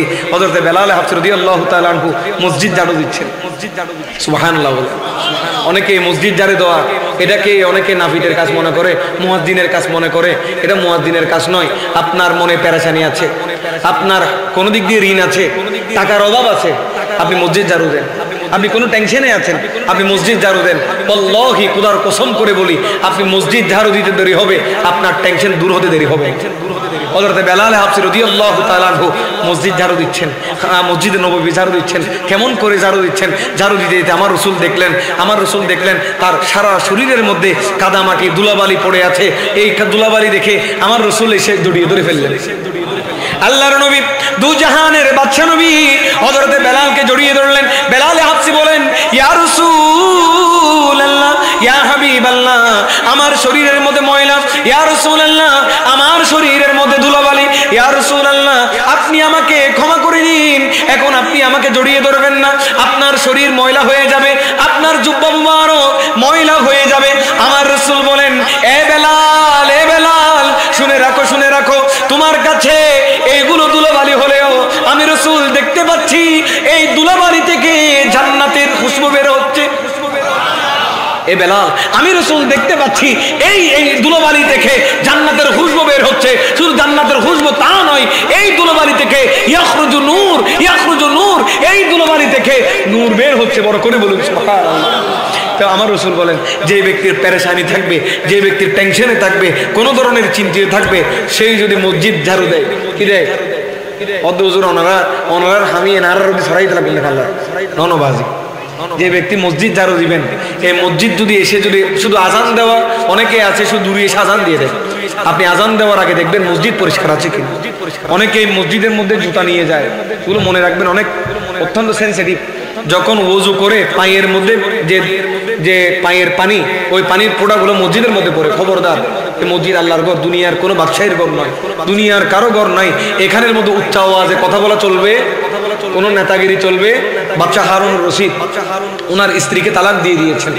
স্ত্রীকে বলছেন, ওহে জুবাইদা, আজকে তুমি, জুবাইদা বলছেন, আমার কারণে আপনার সম্মান। বাদশা হারুনুর রশিদ বলছেন, নয়, আমার কারণে তোমার সম্মান। এই ধরনের কথা কাটাকাটি চলতে চলতে এক প্রকারে বাদশা বলতে লাগলেন, ওহে জুবাইদা, আজকে তুমি যদি সূর্য অস্তের আগে আগে আমার এই বাদশাহী মহল থেকে যদি চলে না যাও, তোমাকে 3 তালাক। কয় তালাক? 3 তালাক। এখন কিছুক্ষণ যেতে না যেতে বাদশার রাগ যখন ঠান্ডা হলো, হায় হায়, আমি আমার প্রাণের স্ত্রী, যে স্ত্রীকে আমি বেশি ভালোবাসি, যে স্ত্রীকে আমি বেশি মহব্বত করি, আমার সুখে দুঃখে আমার এই স্ত্রীকেই তো লাগে, আমার স্ত্রী ছাড়া তো আমি কোনো কিছু বুঝি না, আমার এই প্রাণের স্ত্রীকে আমি তালাক দিব, এটি তো কখনো হতে পারে না, আমি কি করব? যে প্রশ্নের আপনি আটকে যাবেন। বাদশার কাছে এসে বলতে লাগলেন, হুজুর, এই হুজুরকে এমন একটা প্রশ্ন করা হবে যে প্রশ্নের উত্তর যদি উনি দিতে না পারে, ওনার মন্ত্রিত্ব শেষ। মন্ত্রিত্ব মানুষ যাতে কানা উড়ে মিকে উড়ে এলাহার মধ্যে মানুষ এবে কানা মোটামুটি লেখাপড়া করি একখানা যাতে মাথা তোলা উড়ে, এলাহার মানুষ কিছু হিংসা করে না নগরে, ওনারা তো নগরে মানলাত, আর খেতবাজি বেশি হিংসে, ঈদ তো বেশি দূরে ন, জানুন কি পরিমাণে হিংসা। কেউ একজন মাথা তুলে যখন উপর দিকে উঠতে চায়, লেখাপড়া করে বা একটা ভালো একটা অবস্থানে যখন যায়, মানুষের পিছনে লেগে যায়, হিংসা বেড়ে যায়, হাসদ বেড়ে যায়। তো হিংসা হাসদ যখন বেড়ে যায়, আলেম ওলামাদের প্রতি এগুলো বেশি হয়। তো ওই আলেমের পিছনে উনি যখন মন্ত্রী হয়ে গিয়েছিলেন, আশেপাশের কিছু মানুষ ওনার বিরুদ্ধে লেগে গিয়েছিল, লেগে বাদশাকে বলতে লাগলেন, এই হুজুরকে মন্ত্রিত্ব থেকে নামাইতে হবে। সর্বশেষ বলতে লাগলেন, হুজুর একটা কাজ করেন, এমন একটা প্রশ্ন করেন যে প্রশ্নের উত্তর যদি দিতে না পারে, তাহলে আজকে থেকে মন্ত্রিত্ব ক্যান্সেল। কি প্রশ্ন? ওনাকে প্রশ্ন করব, আমাদের সামনে যে ডিগি আছে, এই ডিগির মধ্যে কয় চামচ পানি হবে, এটা বলতে হবে। বাজি ডিগির মধ্যে হসামিস পানি আছে, এখন হইতে পারিব হতে এন একটা প্রশ্ন করজুমবে, এই প্রশ্নের উত্তরই এনে উজুরে দিতে তুনো, তো উজুর যেতে দিতে তুনো, তার মন্ত্রিত্ব কি? উজুরের যেতে হই হুজুর অনতে প্রশ্ন জবাবিন দম পড়িব। কি জবাব? ও জবাবিন যেতে অনে দিবেন তো হইবে। আচ্ছা, যদি প্রশ্নের উত্তর যদি দিতারি, ও দিতালি অনরে 1000 স্বর্ণ মুদ্রা উপহার দেওয়া হবে। 1000 যদি দিতার 1000 স্বর্ণ মুদ্রা, আর যদি দিন না পারেন অনর মন্ত্রিত্ব ক্যান্সেল। আচ্ছা ঠিক আছে, তাহলে মঞ্চ আয়োজন করুন, আজ একটা কেন উত্তর দিও, সুন্দর করে মঞ্চ আয়োজন করুন, এলাকার মানুষ বিয়াগুলোর ডাহন, বিয়াগুলোর সামনে আমি উত্তর দিতে আর উপহার দিবেন, সম্মানিত করিবেন, উত্তর দিন না হইলি আর মন্ত্রিত্ব আচ্ছা বিয়াগিন আয়োজন করলো ঠিকঠাক ভাবে। হুজুর সকলেই আসলো, হুজুর নিচে, আর যিনি প্রশ্ন করবেন তিনি উপরে। তখন হুজুর বলছেন, যিনি উত্তরদাতা বড় নাকি প্রশ্ন যিনি করেন তিনি বড়? উত্তরদাতা বড় নাকি প্রশ্ন যিনি করেন তিনি বড়? তো উত্তরদাতা কি নিচে থাকবে? একটা বললেন তো হুজুর বললেন একটা কাজ করেন, আমাকে উপরে দেন, আপনি আগে নিচে নামেন। সর্বপ্রথম ওনাকে নিচে নামাইলে হুজুর উপরে বসলো, বসার পরে বলছেন এবার প্রশ্ন কি? তখন বলতে লাগলেন হুজুর আপনার থেকে বলতে হবে আমাদের সামনে যে ডিগি আছে ওই ডিগির মধ্যে কয় চামচ পানি হবে? এই ডিগির মধ্যে হুজুর বলছেন এটা কি কোনো প্রশ্ন হলো? এটা তো একটা ক্লাস 1-2 বাচ্চারাও পারবে। এটা কি পারবে? ক্লাস 1-2 একটা বাচ্চাও ডিগির মধ্যে কয় চামচ পানি আছে এটা কোনো প্রশ্ন হলো? এটা বলে তো সকলকে ওনার যিনি প্রশ্নদাতা ওনাকে তো খাইট করে দিছে, উনি তো আর কোনো কথাবার্তা বলতে পারছে না। ও শুনেন ডিগির মধ্যে কয় চামচ পানি আছে আমি বলছি। এই ডিগি একটা ডিগি, এই ডিগির মধ্যে যদি আপনার চামচটা যদি ডিগি পরিমাণ হয় তাহলে 1 চামচ পানি হবে। ডিগির চামচ যদি এই ডিগি পরিমাণ হয়, এই ডিগির পরিমাণ যদি চামচ যদি একটা হয় তাহলে 1 চামচ পানি হবে। ডিগি যদি চামচের অর্ধেক হয় তাহলে 2 চামচ পানি হবে। ডিগি যদি চামচ যদি ডিগির 3 ভাগের 1 ভাগ হয় তাহলে 3 চামচ হবে। যদি 4 ভাগের 1 ভাগ হয় তাহলে 4 চামচ পানি হবে। এটা কি কোনো প্রশ্ন হলো? হয়তো এটা আমাদের জন্য প্রশ্ন, কিন্তু হুজুরের জন্য কোনো প্রশ্ন? তাহলে মনে রাখতে হবে যাকে আমরা বাজাতে চাই আল্লাহর পক্ষ থেকে যদি ইজ্জত যদি দিয়ে থাকে, আপনি আমি হাজার যদি টেনে নিচে নামাতে চাই কোনো কাজ হবে? ইজ্জতের মালিককে কত ইজ্জু মান তাশা কত জিল্লু মান তাশা। আপনি আমি হাজারো পিছনে লাগি, আপনি আমি হাজারো গীবত করি, হাজারো নিচে নামাতে চাই, হাজারো টেনে নিচে নামাতে চাইলেও আল্লাহর পক্ষ থেকে যদি ওনার ব্যাপারে যদি ইলহাম আসে, ওনার ব্যাপারে যদি আল্লাহর পক্ষ থেকে ইজ্জত সম্মান থাকে, দুনিয়ার কোনো মানুষ নিচে নামাতে পারবে? বাদশাহ হারুনুর রশিদ হুজুরের দরবারে গেলেন, হুজুর আমার বিবিকে আজকে আমি বলে দিয়েছি সূর্যাস্তের আগে আগে যদি আমার বিবি যদি এই আমার যে রাজ্য আছে এই রাজ্যটাকে যদি বের হতে না পারে তাহলে আমার বিবিকে কয় তালাক? এখন আপনি একটা কোনো ব্যবস্থা করে দিন। হুজুর বলতেন এটা কি কোনো একটা কথা হলো? এটা একটা প্রশ্নের উত্তর দিয়ে দিব আর কি। হুজুর আপনি বাদশাহ সাহেব বা মশার ঘরে হাতির কদম, আপনি এসেছেন দিয়ে দিব উত্তর, এটা কোনো প্রশ্ন? আপনি আগে বসেন, একটু পানি টানি খান, চা নাস্তা খান। বলে চা নাস্তা নয়, আমি বাদশাহ অনেক টেনশনের মধ্যে আছি, আমাকে একটু সলিউশন বের করে দেন, আমাকে একটা কোনো একটা ব্যবস্থা বের করে দেন, কি হবে? তখন হুজুর বলতে লাগলেন একটা কাজ করেন, আপনি আপনার স্ত্রীকে বাগদাদের শাহী জামে মসজিদের মধ্যে ঢুকিয়ে দেন। সুবহানাল্লাহ বলে আপনি আপনার স্ত্রীকে কোথায় ঢুকিয়ে দেন? আপনি আপনার স্ত্রীকে বাগদাদের শাহী জামে মসজিদের মধ্যে ঢুকিয়ে দেন, তো কি হবে? তখন বাদশাহ হারুন রশিদ বলছেন হুজুর এটি আপনি কেমন কথা বলছেন? আমার এই রাজ্য, এই রাজ্যের মধ্যে তো আমার এই মসজিদ তো আমার রাজ্যের মধ্যে, তা আমার রাজ্য থেকে কিভাবে বের হলো? তখন হুজুর রাগ হয়ে এই চেহারাটার মলিন করে বলতেন আপনি বাদশাহ সাহেব খবরদার, খামোশ, কথা বলার সময় লাগামহীন কথা বলবেন না। বাদশাহী আপনার হতে পারে, দুনিয়া আপনার হতে পারে, কিন্তু আল্লাহর ঘর মসজিদ, এখানে কোনো বাদশাহী চলবে না, কারো হুকুম চলবে না। আপনার মতো বাদশা মসজিদের মধ্যে গেলেও চুপ করে থাকতে হবে। এই মসজিদ দুনিয়ার কারো কথাই চলবে না, একমাত্র চলবে সেটি হচ্ছেন কে? মসজিদ চলবে আল্লাহর ইচ্ছা। মসজিদ কার? এখানে দুনিয়ার কারো কথা চলে? মসজিদের মধ্যে আপনার স্ত্রীকে ঢুকাই দেন। এই মসজিদ আপনার কোন রাজ্যের মধ্যে পড়ে না, এই মসজিদ আপনার কোনো ক্ষমতার মধ্যে পড়ে না। আপনার ক্ষমতা যেখানে নাই সেটি হচ্ছে আল্লাহর। সেই জন্য ক্ষমতা আসলে মসজিদ নিয়ে বাহাদুরি করে না, করে আসে না নাই? আমাদের এরিয়া মাশাআল্লাহ অনেক ভালো, কিন্তু আমরা শহরে বন্দরে যখন যাই দেখছি এই মসজিদ সরকার পরিবর্তন হওয়ার পর থেকে তো আমাদের সুন্নি আলেম উলামাদের উপর যে একটা জুলুম নির্যাতন, যেভাবে মসজিদের উপর হামলা, যেভাবে মাদ্রাসার উপর হামলা, যে একটি অবস্থা, আমরা কোনো দলের পক্ষে নয়, আমি এই দল ওই দল কোনো কিছু বলছি না, শুধু এতটুকু বলছি আলেম উলামাদেরকে সম্মান করতে হবে।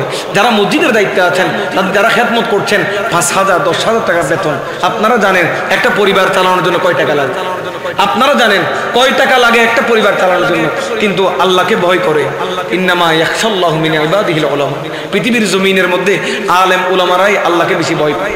তো আলেম উলামারা ভয় পান বিদায় কামিল পাস করে, মাস্টার্স কমপ্লিট করে 5,000 টাকা চাকরির জন্য পড়ে থাকেন মসজিদের মধ্যে। আপনাদের গোলাম হিসেবে নয়, আল্লাহকে ভয় করে।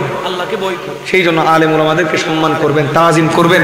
এই আলেম উলামারাই যদি সম্মান করেন, তাজিম করেন, কাল কিয়ামতে নাজাতের ওসিলা হয়ে যাবে। বড় করে বলুন সুবহানাল্লাহ। কষ্ট হচ্ছে মনে হয়, খারাপ লাগছে মনে হয় যে হুজুর আমাদেরকে সবসময় আপনাদের এগুলো বলতেন নয়। বাস্তব পরিস্থিতি দেখছি আলেম উলামাদের উপর যে একটু নির্যাতন, যে একটি অবস্থা দেখতে পাচ্ছি, এগুলো আসলে কিয়ামতের আলামত ছাড়া অন্য কোনো কিছুই আল্লাহ পাক আমাদের এই বাংলার জমিনকে হেফাজত করুক, প্রত্যেকে বলি আমিন।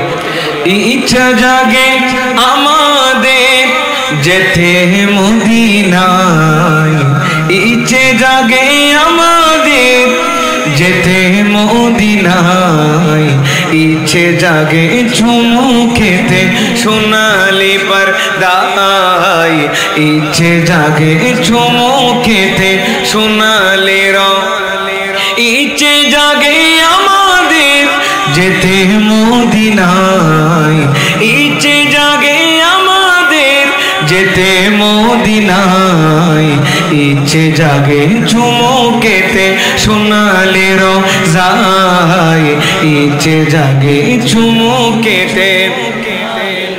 আমি তো অদম যেতে পারি না, কাবারি কাবা সোনার মদিনা, আমি তো অদম যেতে পারি না, কাবারি কাবা সোনার মদিনায়, তাই তো বসে আমি কাঁদি নিরালায়, ইচ্ছে জাগে চুমু খেতে রোজায়, ইচ্ছে জাগে চুমু খেতে সোনালি।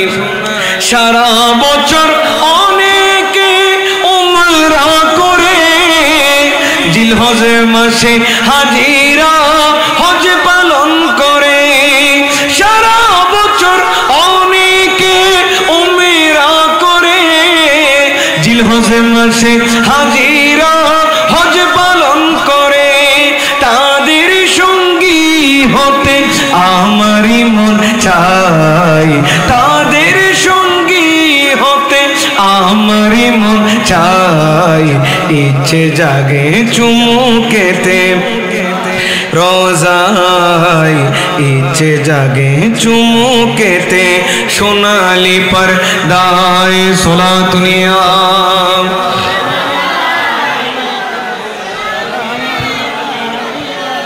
আমার নবী হযরতে বেলাল হাবশী রাদিয়াল্লাহু তাআলা আনহু বলতে লাগলেন, ওহে বেলাল, তুমিও আল্লাহর রাস্তায় দান করো।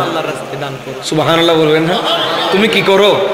আল্লাহর রাস্তায় দান করো। বেলাল হাবশী অবাক হয়ে গেলেন, ইয়া রাসূলুল্লাহ, আমার কাছে পরনের কাপড় এই একটা ছাড়াই কোনোভাবে লজ্জাস্থানটাকে হেফাজত করেছি, উপরে কোনো কাপড় নাই, চলার মতো কোনো ব্যবস্থা নাই, ওই রকম এক বেলা খেলে আরেক বেলা খেতে পারি না, আমি কিভাবে দান করব? আমার দান কিভাবে করব?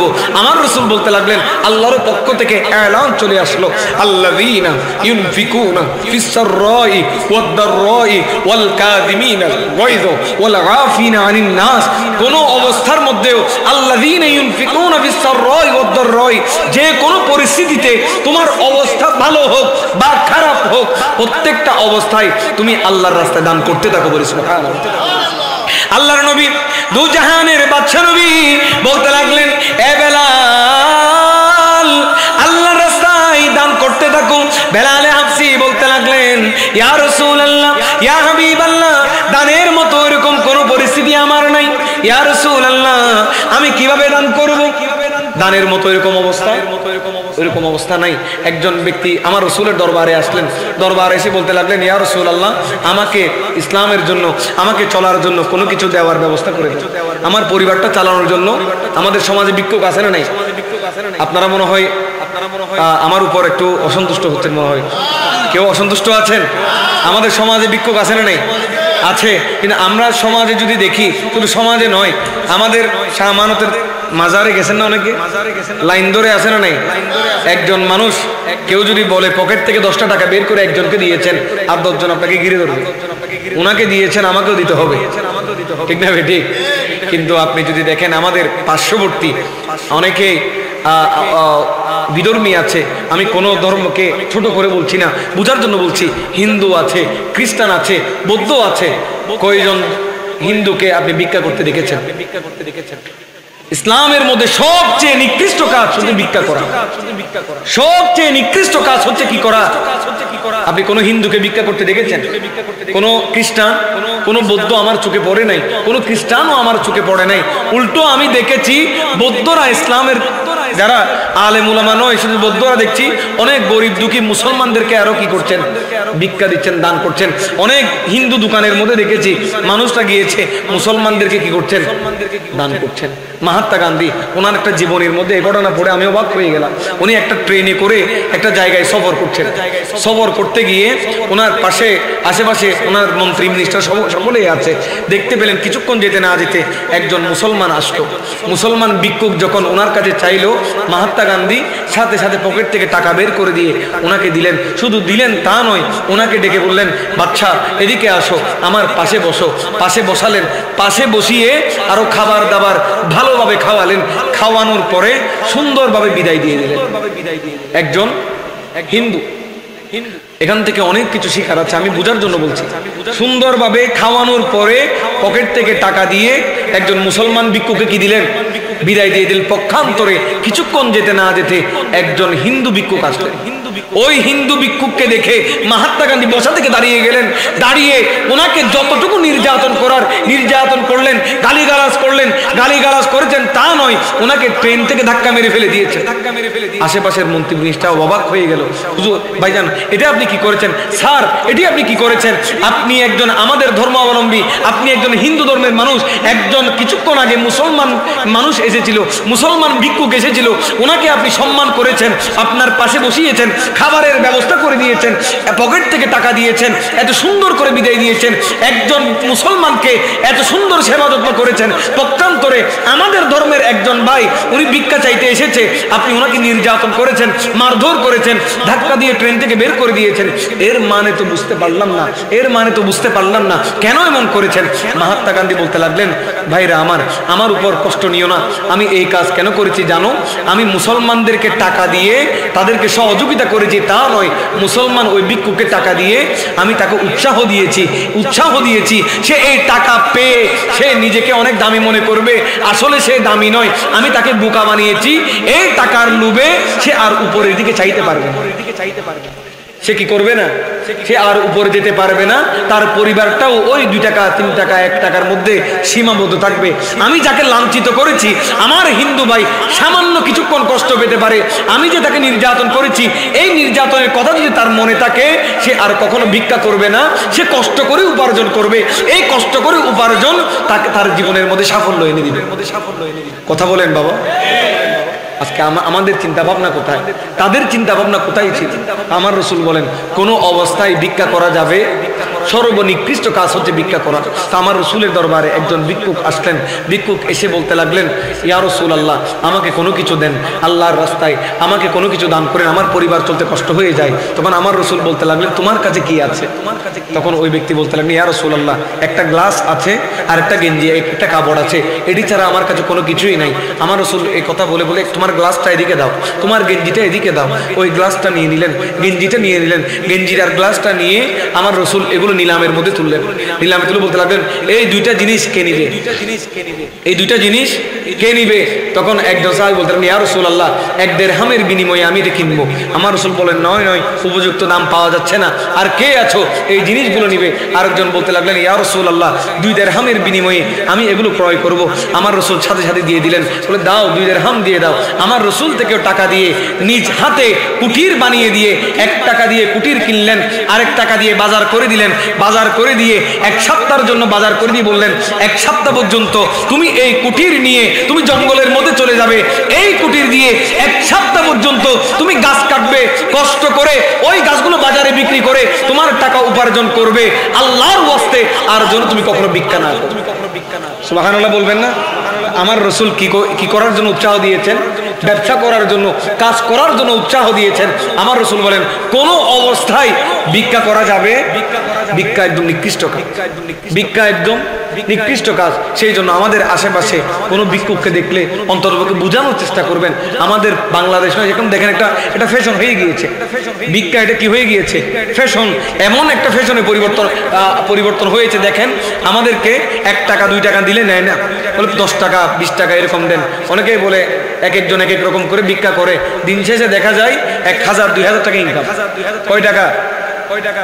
1000 টাকাও যদি ধরেন মাসে কত, তো আমাদের যারা ব্যাংকার আছে, যারা এত কষ্ট করে দিনে এনে দিনে খায়, যারা দিনমজুর কষ্ট করে পারিশ্রমিক নেয়, তাদের টাকাও তো 10,000 টাকা নেই, 10,000 15,000 টাকা বেতন পায়।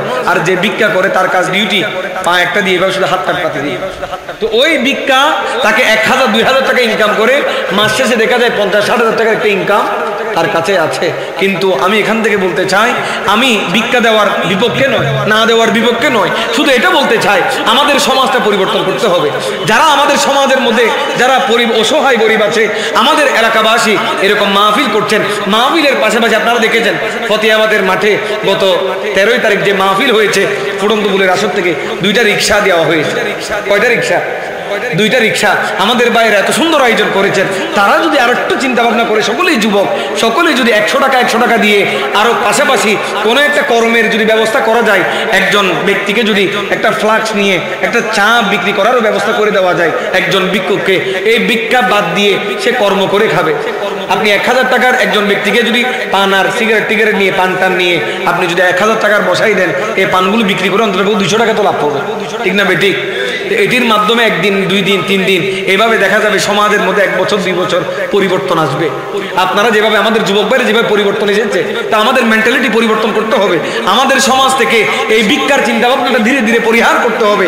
আমাদের সমাজের মধ্যে আজকে গজব আসছে, আমাদের সমাজের মধ্যে বিপদ বলা মুসিবত আসছে, এইগুলোর কারণে আমরা যদি একটু চিন্তা ভাবনা করি, আমাদের পরিবার, অসহায় পরিবার যারা আছে, যাকাত যাদের উপর ফরজ হয়েছে, তারা যদি মোটা অঙ্কের যাকাত কাউকে দিয়ে একটু স্বাবলম্বী যদি করতে পারি, এলাকার 10 জন যুবক যদি দাঁড়িয়ে বলে এলাকায় যারা যারা যুবক আছে, এলাকায় যারা যারা যাকাত দিবেন, একটা যাকাতের অংশ আমাদের ফান্ডের মধ্যে দেন।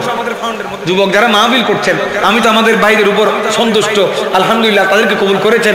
কিছু ভাই যদি মিলে একটা ফান্ড যদি যাকাতের করে, প্রতি বছর একজন ভাইকে লাইন করব, একটা পরিবারকে লাইন করব, দেখা যাবে 1 বছরে একটা করতে করতে দেখা যাবে একটা পরিবর্তন, 1 বছর 2 বছরের মাথায়, 10 বছর 15 বছরের মাথায় আর এলাকার মধ্যে গরিব থাকবে, ধীরে ধীরে পরিবর্তন চলে আসবে। এইভাবে মাহফিল থেকে বলেন, এইভাবে আমাদের সমাজটা পরিবর্তন হবে, যুব সমাজ পরিবর্তন হবে, নামাজের দিকে আসবে, আমার রাসূলের সুন্নাতের দিকে আসবে, আস্তে আস্তে একটা সমাজের মধ্যে শান্তি আসবে, আল্লাহর রহমত আসবে। বড় করে বলুন সুবহানাল্লাহ। আল্লাহ পাক এই ধরনের চিন্তা ভাবনা আমাদের মেন্টালিটির মধ্যে থাকার আল্লাহ সেই তৌফিক দান করুক, থেকে বলি আমিন। তো আল্লাহ বলেন আল্লাযীনা ইউনফিকুনা ফিস সাররাই ওয়াদ দাররাই, যে কোনো পরিস্থিতির মধ্যে দান করতে হবে। কিরকম দান? কোনো মানুষ কেন আল্লাহর রাস্তায়, যে কোনো অবস্থার মধ্যে আপনি আপনার আল্লাহর রাস্তায় দান করতে হবে। কিরকম দান করবেন? মানুষকে দেখানোর জন্য? আপনারা মনে হয় আমার উপর রাগ হয়ে আছেন। মানুষকে দেখানোর জন্য দান করবেন? আমার রাসূল বলেন ওই দানবীরের দান সবচেয়ে বেশি কবুল যে ব্যক্তি দান করেছে, ডান হাতে দিয়েছে যেন বাম হাতে কবর জানতে না পারে। আপনারা কে আছেন বুকে হাত দিয়ে বলতে পারবেন আমি এমন ভাবে দান করেছি আমার পরিবারে জানে না? কে আছে? আমি আপন আপন জায়গায় প্রত্যেককে বলছি এমন ভাবে দান করবেন, সেটা মসজিদে হোক, মাদ্রাসায় হোক, আপনারা দান করবেন যে দানের খবর আপনার স্ত্রীও যেন না জানে, যে দানের খবর আপনার স্বামীও যেন না জানে, যে দানের খবর আপনার মা বাবাও যেন না জানে। এই একটা দান হয়তো আপনার নাজাতের ওসিলা হয়ে যেতে। আল্লাহর রাস্তায় গোপন দান, গোপনীয় দান। আমার রাসূল বলেন আল্লাহর আরশের ছায়ার নিচে 7 শ্রেণীর মানুষ জায়গা পাবে, ওইখান থেকে 1 শ্রেণীর মানুষ হচ্ছে ওই ব্যক্তি যে ব্যক্তি গোপনে দান করত। করে বলুন সুবহানাল্লাহ। কোনো ব্যক্তি যদি মুত্তাকি হতে চাও, কোনো ব্যক্তি যদি আল্লাহর কাছে দামি হতে চাও, তাহলে তার রাগটাকে কন্ট্রোল করতে হবে। আয়াতের মধ্যে আপনার রাগটাকে কি করতে হবে? এখন তো আমরা বলি আমাদের রাগটাকে অহংকার করি, আমরা বলি খবরদার আমার সাথে কথা উল্টাপাল্টা বলিও না, আমার মাথা কিন্তু অনেক গরম। এই রাগটা নিয়ে আমরা অহংকার করি। আপনারা মনে হয় আমার উপর কষ্ট পাচ্ছেন। আমাদের মধ্যে অনেকে আছে না, এই রাগ নিয়ে অহংকার করে। আর বিশ্বাস সম্পর্কে তো ধারণা নাই, আর আপনার মাইক সম্পর্কে ধারণা নাই, আর মুখে হন কথা বলতো, আর কথা বলবে আসলে নাই। এই রাগ নিয়ে অনেকে বাহাদুরি করে। আমার রাসূল বলেন ওই ব্যক্তি বাহাদুর নয়, ওই ব্যক্তি বোকা। যে ব্যক্তি রাগ নিয়ে বাহাদুরি করে ওই ব্যক্তি কখনো বাহাদুর হতে পারে না। যে ব্যক্তি রাগটাকে কন্ট্রোল করতে পেরেছে ওই ব্যক্তি সবচেয়ে দামি। বড় করে বলুন সুবহানাল্লাহ। তুমি যদি মুত্তাকি হতে চাও তোমার রাগটাকে কন্ট্রোল করো। মুত্তাকি যদি হতে চাও তোমার রাগটাকে কন্ট্রোল করো। রাগটা কিভাবে কন্ট্রোল করবে? আমার রাসূল বলেন রাগটা কন্ট্রোল করার প্রথম নাম্বার কারণ, তুমি যদি রাগটা কন্ট্রোল করতে চাও, তোমার এই রাগটাকে কন্ট্রোল করার জন্য তুমি হয়তো রাগে গেলে বেফাইসা কথাবার্তা বলো, তোমার মুখটাকে আগে হেফাজত করো। তোমার যখন রাগ উঠবে তুমি এক পাশে চুপ করে বসে থাকো। আল্লাহর নবী বলেন কোন ব্যক্তির যদি রাগ চলে আসে, কোন ব্যক্তির যদি মাথা যদি গরম হয়ে যায়, কোন ব্যক্তির যদি রাগ চলে আসে, তোমরা ওই সময় কোন ঝগড়া ফাসাদের মধ্যে লিপ্ত হয়ে যেও না, ওই সময় অশ্লীল কথাবার্তা বলিও না, ওই সময় এক জায়গায় গিয়ে কিছুক্ষণ চুপ করে বসে থাকো। সুবহানাল্লাহ। কিছুক্ষণ কি করো? কিছুক্ষণ চুপ করে বসে থাকো। এই চুপ করে বসে থাকা দেখবে তোমার রাগটাকে কন্ট্রোল করে দিয়েছে। সুবহানাল্লাহ। এরপরেও যদি রাগ না কমে আমার রাসূল বলেন একটা কাজ করবে, দাঁড়ানো অবস্থায় থাকলে তুমি বসে যাবে। এরপরেও যদি তোমার রাগ না কমে তাহলে তুমি বসা অবস্থায় থাকলে কিছুক্ষণ রেস্ট করবে, শুয়ে যাবে। তোমার ঘুম যখন চলে আসবে তোমার মাথা থেকে রাগ চলে যাবে। সুবহানাল্লাহ।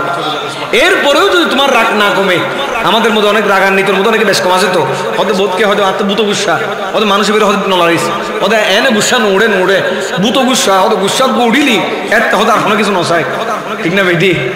এত মারে কি হয়ে বেলায়, বাবুরে কি হয়ে বেলায়, কখনো কিছু ঠিক ঠিক না। তা আমার রাসূল বলছেন রাগ যখন উঠবে তুমি যদি নিজেকে কন্ট্রোল করতে না পারো তাহলে তুমি একটা কাজ করবে, তুমি বসা অবস্থায় থাকলে শুয়ে থাকবে। এরপরেও যদি রাগ না কমে তুমি তাড়াতাড়ি করে ওযু করে ফেলবে। সুবহানাল্লাহ। আমার বেলালে হাফসির এই ওযু, আমার বিষয় বেলালে হাফসি, আমি ঘুরে ফিরে ওইখানের মধ্যে আপনাদেরকে একটা বিষয় বোঝাতে যাচ্ছি। এই বেলালে হাফসি যে আমল করেছে ওই আমলের মধ্যে যদি আমরা থাকতে পারি দুনিয়াও কামিয়াব, আমাদের জীবনও কামিয়াব হবে, এই জমানটাও হেফাজত হবে, আমাদের পুরা শরীরের মধ্যে কখনো কারো সাথে দ্বিমত হবে না, মারামারি হবে না, হিংসা হাসদ হবে না। এর মধ্যে আমরা সীমাবদ্ধ থাকবো, আমার রাসূলের সুন্নাত ধরে আমরা জান্নাতে চলে যেতে পারবো। সুবহানাল্লাহ। আল্লাহ আমার রাসূল বলেন তোমার রাগটা কন্ট্রোল করার জন্য, তোমার রাগটা যখন না কমবে না ওই সময় তোমরা কি করে ফেলবে? ওযু করে ফেলবে। ওযু করলে রাগটা জাহান্নাম থেকে আসবে, তোমার পানি যখন দিয়ে ওযু করবে ওই পানি তোমার রাগটা ঠান্ডা করে দিবে। সুবহানাল্লাহ। তাহলে আমার রাসূল বলতে লাগলেন প্রথম নাম্বার, মুত্তাকি যদি হতে চাও তাহলে আল্লাহর রাস্তায় কি করতে হবে? বাবা, মুত্তাকি হতে চাইলে আল্লাহর রাস্তায় কি করতে হবে? দান করতে হবে। দ্বিতীয় নাম্বারের মধ্যে মুত্তাকি যদি আল্লাহর প্রেমিক যদি হতে চাও, আল্লাহর নৈকট্য যদি হাসিল করতে চাও তাহলে তোমার থেকে নিজের রাগটাকে কন্ট্রোল করতে হবে। তৃতীয় নাম্বারের মধ্যে ওয়ালা আফিনা আনিন নাস, মানুষকে ক্ষমা করে দিতে হবে। বলি সুবহানাল্লাহ। মানুষকে কি করতে হবে? আপনাদের মনোযোগ নাই মনে হয়। দরুদ শরীফ পড়ি সালাতুন ইয়া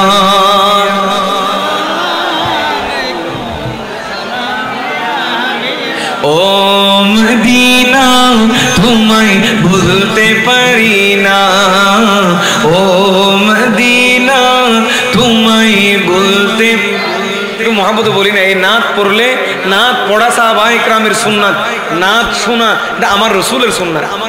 নাত পড়ার কারণে হযরত হাসান বিন সাবিতকে আমার রাসূল বলছেন ওহে হাসান বিন সাবিত তুমি আমার প্রেমে নাত পড়ছো, আমার প্রেমে নাত পড়ছো। সাহাবায়ে ইকরাম তোমরা আমার প্রেমে নাত পড়ছে, তোমরা তাকিয়ে আছো, আমি মিম্বরে বসে আছি, এটা আমার হাসান নিচে দাঁড়িয়ে নাত পড়বে, এটা তো হতে পারে না।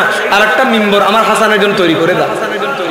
তাহলে নাচ শোনা এটা আমার রাসূলের সুন্নাত। ও মদিনা তোমায় না, ও মদিনা তোমায়, তিনি আমার জানের জান, আমার প্রাণের প্রাণ, যাকে হারালে হারাবো আমি দো জাহান। সুবহানাল্লাহ। তিনি আমার জানের জান, আমার প্রাণের প্রাণ, যাকে হারালে হারাবো আমি দো জাহান।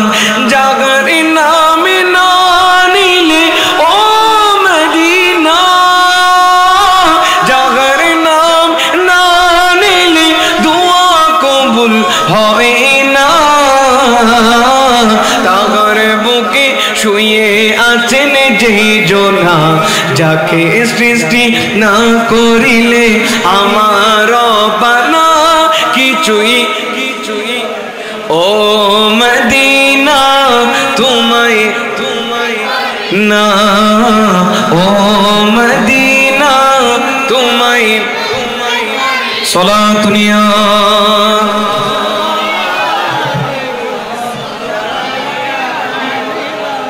আল্লাহর নবী বলেন তোমাদের যখন মুত্তাকি হতে চাও মুমিন বান্দা হতে চাও তাহলে তোমরা একে অপরকে কি করে দাও ক্ষমা করে দাও মাফ করে দাও আমাদের মধ্যে এমন অনেক ব্যক্তি আছে যে 20 বছর আগে কি হয়েছে আমার ভাই 20 বছর আগে আমার সাথে কি করেছে মনের মধ্যে রেখে দিয়ে আসে না নাই কিন্তু আমার রাসূল বলেন ওই ব্যক্তি দামি যে ব্যক্তি আপন ভাইকে মাফ করে দিয়েছে যে ব্যক্তি প্রতিবেশীকে মাফ করে দিয়েছে আল্লাহর ওয়াস্তে আল্লাহকে সন্তুষ্ট করার জন্য যে ব্যক্তি মাফ করে দিয়েছে ওই ব্যক্তিকে আমি আল্লাহ মাফ করে দিয়েছি সুবহানাল্লাহ হযরতে আমর ইবনুল আস রাদিয়াল্লাহু তাআলা আনহু একজন সাহাবী ওনার থেকে রওয়ায়াত আমার রাসূল একটি মজলিসের মধ্যে বসে আছেন আমার রাসূল বসে এসে বলতে লাগলেন একটু পরে এই সিটের মধ্যে যে ব্যক্তি আসবে তোমরা সকলে ওই ব্যক্তিকে চিনে রাখো ওই ব্যক্তি জান্নাতি আল্লাহর নবী বলতে লাগলেন এই আমার সাহাবীরা শুনে রাখো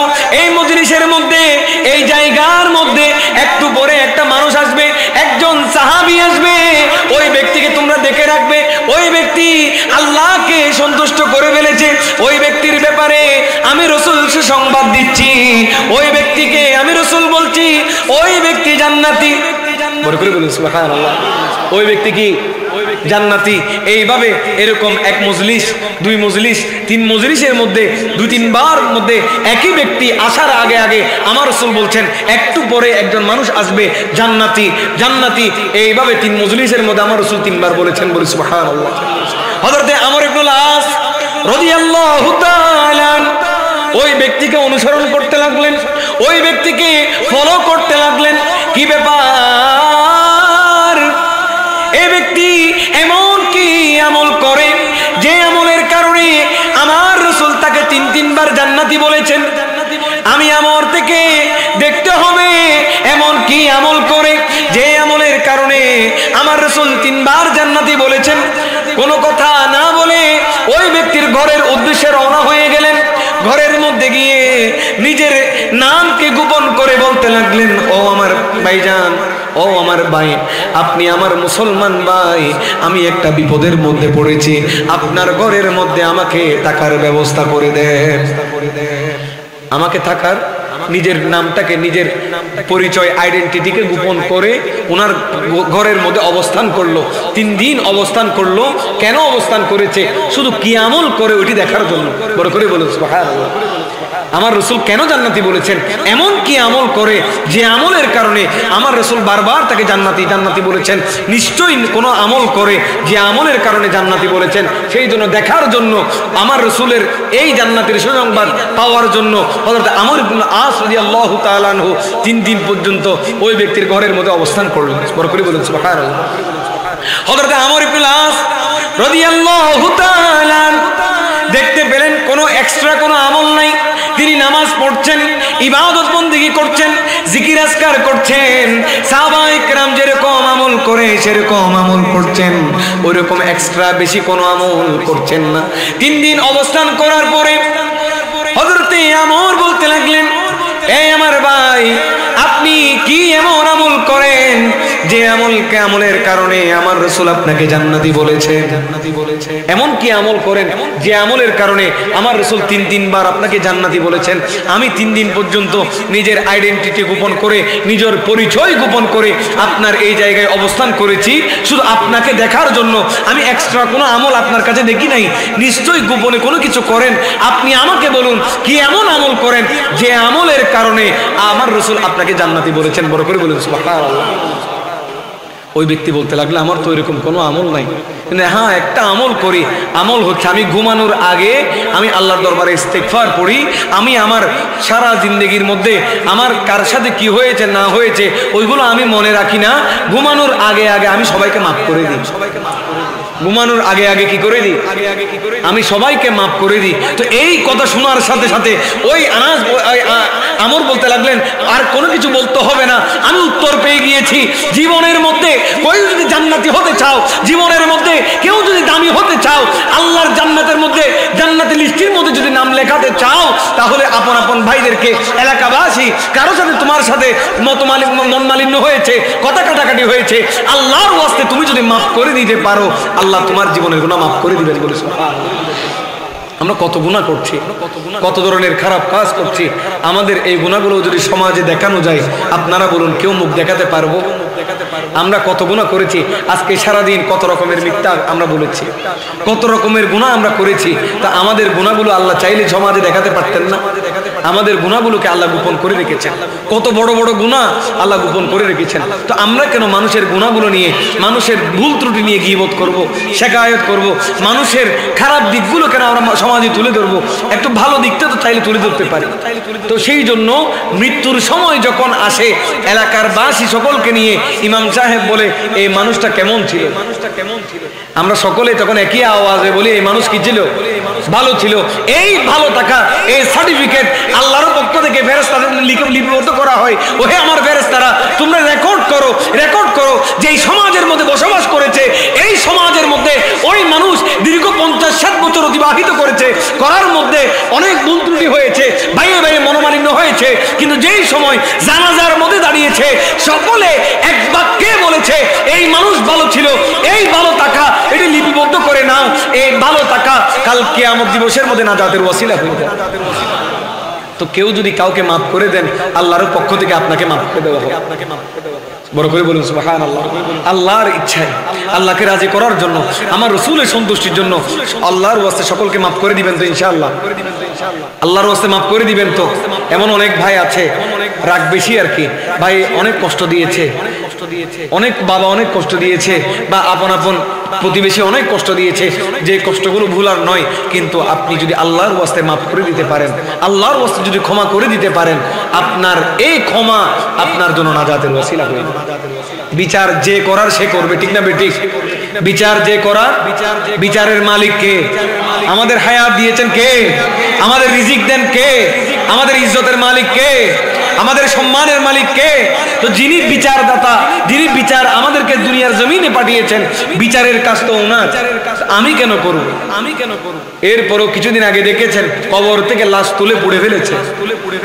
যাদের কাছে একটা লাশও নিরাপদ নয়, তারা নিজেদেরকে বলে তৌহিদি জনতা। নাম কি? তৌহিদি জনতা। কিন্তু একটা লাশও তাদের কাছে নিরাপদ। তারা দেশ কিভাবে নিরাপদ করে? আল্লাহ পাক এই ধরনের মানুষ থেকে আমাদেরকে হেফাজত করুক, প্রত্যেকে বলি আমিন। তাহলে বলেছি, প্রথম নাম্বার আল্লাহর রাস্তায় দান করতে হবে। দ্বিতীয় নাম্বারের মধ্যে নিজের রাগটাকে কন্ট্রোল করতে হবে। যে কোনো পরিস্থিতির মধ্যে আপনার আমার রাগটাকে কন্ট্রোল করতে হবে। তৃতীয় নাম্বারের মধ্যে আল্লাহর ওয়াস্তে ক্ষমা করে দিতে হবে। কি করে দিতে হবে? আপনাদের কষ্ট হচ্ছে, খারাপ লাগছে মনে হয়, হুজুর আসার সাথে সাথে আমি মাইক ছেড়ে দিব। এই আমলগুলোর কথা আমি বলছি এই জন্য, আমাদের বাস্তব জীবনে একটা আমল যদি এখান থেকে কেউ করেন, এই মাহফিল সাকসেস। এত লক্ষ, এখানে 1 লক্ষ 2 লক্ষ টাকা খরচ হয়েছে। একজন ব্যক্তি যদি এই মাহফিল থেকে পরিবর্তন হয়, একজন ব্যক্তি যদি কালকে থেকে ওযু করে, একজন ব্যক্তি যদি তার আপন ভাইকে আল্লাহর ওয়াস্তে, আল্লাহকে সাক্ষী করে বলছি, কেউ যদি ক্ষমা করে দেয়, তাহলে এই মাহফিল সাকসেস। কালকে আমাদের এই মাহফিল আমাদের জন্য নাজাতের ওসিলা হয়ে যাবে। তাহলে প্রথম নাম্বার আল্লাহর রাস্তায় দান করতে হবে। দ্বিতীয় নাম্বার রাগটাকে কন্ট্রোল করতে হবে। তৃতীয় নাম্বার আল্লাহর ওয়াস্তে কাউকে ক্ষমা করে দিতে হবে, আপন আপন ভাইকে ক্ষমা করে দিতে হবে। চতুর্থ নাম্বারের মধ্যে আমাদের যে করণীয়, আমরা সকলেই গুনাহ করব, গুনার সাগরের মধ্যে ডুবে আছি। গুনাহ করতে করতে আমার আল্লাহ বলেন, আমার বান্দারা গুনাহ করতে করতে সাগরের ফেনা পরিমাণ যদি গুনাহ করে একবার যদি আমি আল্লাহর দরবারে একবার হাত তুলে দেয়, তার একবার ডাকে আমি আল্লাহ 70 বার সাড়া দিয়ে দিব। বলে সুবহানাল্লাহ। এক ডাকে কয়বার? 70 বার সাড়া দিব। কেমন করে? আমার রাসূল বলতে লাগলেন, যে উম্মতগুলো আরামের ঘুমকে হারাম করে তাহাজ্জুদের নামাজ পড়বে, যে উম্মতগুলো তাহাজ্জুদের নামাজ পড়বে, শুধু নামাজ পড়বে তা নয়, তাহাজ্জুদের নামাজের মধ্যে দু চোখের পানি ছেড়ে দিয়ে যে উম্মত কান্না করবে, ওই উম্মতের গুনাহ, ওই উম্মতের কান্না আল্লাহর দরবারের মধ্যে একটা বাক্স ভরে রেখে দেওয়া হয়। বড় করে বলে সুবহানাল্লাহ। আল্লাহর নবী বলেন, কোন ব্যক্তি যদি আল্লাহর প্রেমে দু চোখের পানি ছেড়ে দিয়ে কান্না করে, কোন ব্যক্তি যদি আমি রাসূলের প্রেমে দু চোখের পানি ছেড়ে দিয়ে কান্না করে, আমি রাসূল সুসংবাদ দিচ্ছি এই দু চোখের পানিগুলো কোনো অবস্থায় বৃথা যাবে না। এই দু চোখের পানিগুলো আল্লাহর দরবারে রেখে দেওয়া হবে। এই দু চোখের পানিগুলো আল্লাহর দরবারে হেফাজত করে রেখে দেওয়া হবে। জাহান্নামের কঠিন অবস্থায় যখন যাবে, এই জাহান্নামের আগুনের মধ্যে যখন নিক্ষেপ করা হবে, ওই দু চোখের পানি জাহান্নামের আগুনের মধ্যে যখন ফেলা হবে, সাথে সাথে আগুন বন্ধ হয়ে যাবে। ফেরেশতারা বলবে, আল্লাহ এগুলো কোন ধরনের পানি? ফেরেশতারা বলবে, আল্লাহ এগুলো কোন সাগরের পানি, এগুলো কোন নদীর পানি, যে এক ফোঁটা পানির বিনিময়ে সাথে সাথে দুজকের আগুন বন্ধ হয়ে গিয়েছে। আল্লাহ বলবে, এই আমার ফেরেশতারা, এগুলো কোনো সাগরের পানি নয়, এগুলো কোনো নদীর পানি নয়, এই পানিগুলো আমার উম্মত, আমার বান্দার চোখের পানি। আমার বান্দা যখন আরামের ঘুমকে হারাম করে আমি আল্লাহর দরবারে দুই হাত তুলে দিয়ে যখন কান্না করত, ওই পানিগুলো আমি সংরক্ষণ করে রেখে দিয়েছি। এই পানিগুলো আমি কি করে দিয়েছি? সংরক্ষণ করে রেখে দিয়েছি। এই পানিগুলোর কারণে আমি জাহান্নামে যাওয়ার সাথে সাথে ওই পানিগুলো দিয়ে জাহান্নামের আগুন বন্ধ করে দিয়ে জান্নাতি বানিয়ে দিয়েছি। দুনিয়ার অনেক মানুষের জন্য তো কান্না করেছি, অনেক প্রেমিকের জন্য কান্না করেছি, অনেক আপনজনের জন্য কান্না করেছি। আসুন একটু জীবনের গুনাহ মাপছে। আমার রাসূল বলতে লাগলেন, ওই ব্যক্তি সবচেয়ে দামি। গুনাহ তো সবাই করবে, প্রত্যেকটা বান্দা, প্রত্যেকটা আল্লাহর বান্দা গুনাহ করবে, কিন্তু ওই ব্যক্তি দামি যে গুনাহ করার সাথে সাথে আল্লাহর দরবারে তওবা করে। সুবহানাল্লাহ বলবেন না? গুনাহ করার পরে যে ব্যক্তি তওবা করবে, ওই ব্যক্তি কি? আহা বাবা কথা বলছেন না। যে ব্যক্তি গুনাহ করবে, গুনাহ করার সাথে সাথে যে ব্যক্তি ইস্তেগফার পড়ে আল্লাহর দরবারে চোখের পানি ছেড়ে দিয়ে বলবে, আল্লাহ অনেক গুনাহ করেছি, আল্লাহ অনেক গুনাহ করেছি, তুমি আমাকে মাফ করে দাও। ইবলিস শয়তান বলছেন, ইয়া আল্লাহ, ও মালিক, আমি ইবাদত করেছি, আমার ইবাদতের মধ্যে এত ইবাদত করার পরে একটা ভুল করার কারণে তুমি আমাকে জাহান্নামী বানিয়ে দিয়েছো। তোমার এই বান্দাগুলোকে আমি ইবলিস টেনে টেনে টেনে টেনে জাহান্নামী বানাবো, আমার উত্তরসূরি বানাবো। যখন আল্লাহর পক্ষ থেকে বলা হয়েছে, ওহে ইবলিস, আমার এই বান্দাগুলোকে আমি এত বেশি মর্যাদা দিয়েছি, এত বেশি পাওয়ার দিয়েছি, মুস্তাফার সদকায় আমার কোন বান্দা চোখের পানি ফেলে একবার যদি আমার দরবারে হাত তুলে দোয়া করে, আমি তার জীবনের গুনাহ মাফ করে দিতে পারি। হাজারো গুনাহ করুক, সাগরের ফেনা পরিমাণ গুনাহ করুক, যত গুনাহ করুক না কেন, একবার যদি দুই হাত তুলে দিয়ে দোয়া করে, এই দোয়ার সদকায় আমি তার জীবনের গুনাহ মাফ করে দিব। বড় করে বলি সুবহানাল্লাহ। তাহলে মুত্তাকি হতে চাইলে চারটা আমল বলেছি, সর্বশেষ ধৈর্য ধারণ করতে হবে। কি করতে হবে? যে কোনো পরিস্থিতির মধ্যে যে ব্যক্তি ধৈর্য ধারণ করবে, আমার রাসূল বলেন, পরিস্থিতি আসবে, কঠিন পরিস্থিতি আসবে, ঘরে দুর্ভিক্ষ হবে, ঘরের মধ্যে অভাব থাকবে, অনটন থাকবে, আর আপনার ব্যবসা প্রতিষ্ঠান জ্বলে পুড়ে ছারকার হয়ে যাবে, আপনার ঘরের মধ্যে অভাব থাকবে, আপনার পরিবারের সাথে আপনার সাথে মনোমালিন্য হবে। এই পরিস্থিতির মধ্যে আপনি যদি ধৈর্য ধারণ করতে পারেন, আল্লাহর উপর ভরসা করতে পারেন, বিপদ দিয়েছেন আল্লাহ, বিপদ থেকে মুক্তি দিবেন তিনি কে? বিপদ থেকে মুক্তি দিবেন তিনিও। এই বিপদ থেকে মুক্তি দিবেন তিনিও আল্লাহ। ওই আল্লাহর উপর যদি ভরসা করতে পারি, আমাদের দুনিয়াও কামিয়াব, আখিরাতও কামিয়াব। বড় করে বলুন সুবহানাল্লাহ। পাঁচটি আমলের কথা বলেছি, বেলালে হাফসির ওযুর কথা বলেছি। এই বিষয়গুলো যদি একটু, আমি বারবার এই কথাগুলো বলছি, একটু যদি নলেজের মধ্যে রাখতে পারি, আমাদের আর বেশি কিছুর প্রয়োজন নাই। আল্লাহ পাক এই মাহফিলকে কবুল করুন। হযরত বেলালে হাফসির জীবনী থেকে আমাদেরকে ওযু করে আমাদের জীবনটা গুনাহ থেকে পরিহার করে জীবনটা আমার রাসূলের সুন্নাত মতো চলার সে তৌফিক দান করুক। প্রত্যেকে বলি আমিন। আমি যা কিছু বলেছি, আপনারা যা কিছু শুনেছেন, আল্লাহ পাক আমাদের উভয় পক্ষকে আমল করার তৌফিক দান করুক। ওমা আলাইনা ইল্লাল বালাগ। আসসালামু আলাইকুম ওয়া রাহমাতুল্লাহি ওয়া বারাকাতুহু।